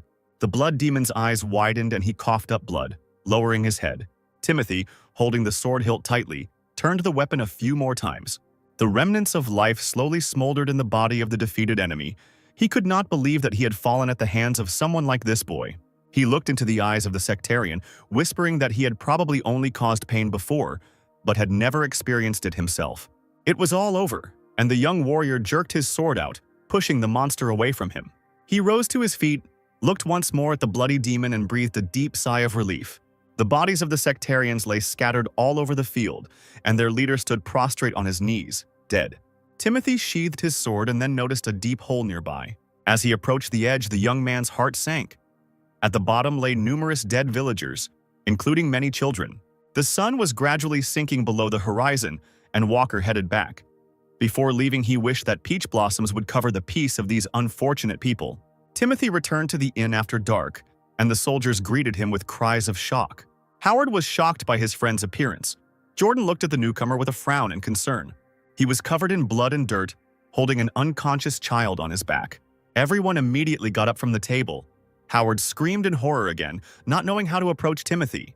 He handed the baby to his friend, asking him to look at him. Howard began to examine the child, hoping that he was not dead. Christine realized that the student had been fighting. She asked what happened and if he was okay. Walker seemed to only now realize that he was covered in dirt and began to examine himself. He replied that he was fine, and the blood was not his. The guy found the place where the division of the Blood Flame sect had settled. The older one sighed with relief, saying that it was good, but then a few seconds later she jumped up. She leaned her hands on the table, exclaiming that she had not immediately realized that the newcomer had found the sect's abode. Timothy spoke of 8 members of the Blood Flame sect, all of whom were causing trouble in the village, and there was also a strong man with black and red hair. Hearing this, everyone fell silent. Christine stared at the newcomer in confusion. She walked around the table, immediately realizing that he meant the blood demon with the sword. It turns out that this is definitely one of the factions of the Blood Flame sect. Jordan, without saying anything, picked up his blade from the table, attached it to his belt and stood up. Whatever the goals of the cults that have settled nearby, the Blood Flame are an enemy of the desert fortress, and the warriors are obliged to eradicate this threat. He headed for the door, saying that the lightning genius had accomplished a great deed and could rest, while he and Christine would deal with the rest. As the elders moved decisively out of the room, Timothy said that there was no need to go there anymore. They could just send a patrol. People will only be needed there to help remove the bodies of the victims. Christine was the first to look back, not yet suspecting what exactly she would hear from the student. Howard scratched his chin, frowning as he repeated what his friend had just said. Both blues froze, the girl clarified, asking the lightning genius if he wanted to say that he defeated the blood demon with the sword and the sect members single-handedly. He only nodded, confirming that he had killed them all, leaving his mentors in complete shock. Jordan pointed at Timothy, asking again if he had cleared the Blood Flame sect's base alone, and the student said that the movement technique he had shown had been very helpful. Jordan grimaced, and he and Christine exchanged worried glances. The girl looked closely at the student, saying that the blood demon with the sword had an unusual ability to regenerate. Did it really not weaken the young man at all? Timothy looked at his elders with surprise in his eyes, not understanding what they were talking about. It turns out that the blood demon is difficult to defeat, but even those who succeeded often died from a blow to the back, as they were unaware of its ability to regenerate. Walker shrugged. After all, the mentors were telling the truth, but it was strange. He lifted the severed head of the sect leader by the hair and placed it on the table. Allowing himself to smile, the guy said that he hadn't even noticed such an ability in the monster. Both elders opened their mouths, looking first at the head, then at the thoughtful student. Jordan shook his head and just chuckled nervously, not knowing what to say here. The company could barely contain their laughter as they offered to admire the blood demon's regenerative abilities. 10 days later, the company returned to the desolate fortress, and the leader Magwanig called the elders to his office. He did not expect that in such a simple mission, the group would encounter a blood demon. Perhaps it was even for the best, since this way his team prevented many deaths. Christine looked at Theodore guiltily. Jordan stood at a distance and looked away. The man asked how the lightning genius behaved in a critical situation. Christine felt awkward and looked at Jordan, who seemed unfazed. He raised an eyebrow and scratched his chin, asking what the leader meant. He insisted that such a strong leader of the blood cult was dangerous for a newcomer in white robes. Could the elders really have handled everything themselves so as not to endanger the younger one? Christine hesitated, replying that they hadn't seen anything. The lightning genius had gone into the grove alone and returned with news of the cult's offshoot being destroyed. Theodore looked silently at the blue ones, waiting for an explanation while they remained silent. Finally, he frowned, asking if Timothy had really destroyed everything there on his own, including the blood demon with the sword. Jordan muttered uncertainly that that was how it was, but Christine didn't dare speak up. The leader's face was scary to look at. Once in their rooms, the younger ones decided to rest. Timothy stood by the window and looked at the night settlement. Howard sprawled out on the bed, glad to be back. It seemed like the guy had become very attached to this place. He asked young Master Timothy mysteriously if he didn't think there was some kind of commotion going on around him. He listened, assuming there was a festival going on, but Howard shook his head. It turns out that the former leader of the Divine Sword Squad is returning. The friend smirked, saying that the leader had come to challenge for the position of council elder. He also brought with him a boy who was said to have been adopted into the famous Parsons family and who possesses extraordinary talent. Timothy turned to the window and frowned. The Parsons family was his mother's family, close relatives, but they never visited the boy's homeland, neither when his mother got married, nor after she gave birth to him and left. For them, her marriage is just a reason for reproach because they almost broke off ties with their daughter, who married a low-born man. A little later, Timothy came to the headmaster's office. The teacher called him in for a talk. He turned to the guy, began to frown at him, and remained silent. Theodore admired the student. Even his aura had changed by this moment. Still, destroying a branch of the blood cult alone can't be just luck. Theodore stood up and called Timothy to follow him. The head calls him to him. Walker was surprised by this news and immediately remembered the piercing green eyes. He immediately exhaled with concern, looking at the back of the teacher leaving the office.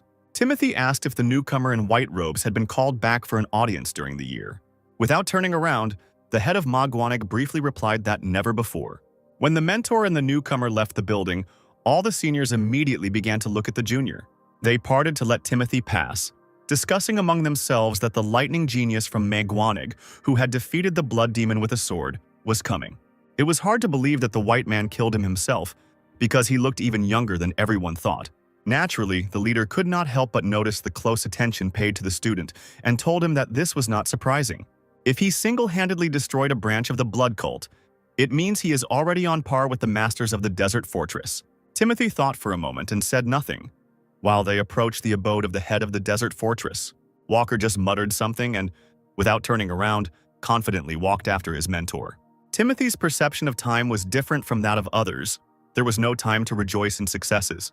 If the guy wanted to survive, he had to become the leader of the Divine Sword Squad before turning 20. From white to blue, then to black robes like his mentor Theodore.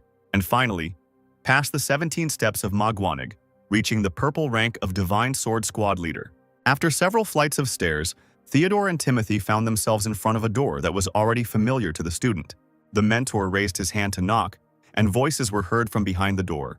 The head of the desert fortress asked if the former leader of the squad had a grandson.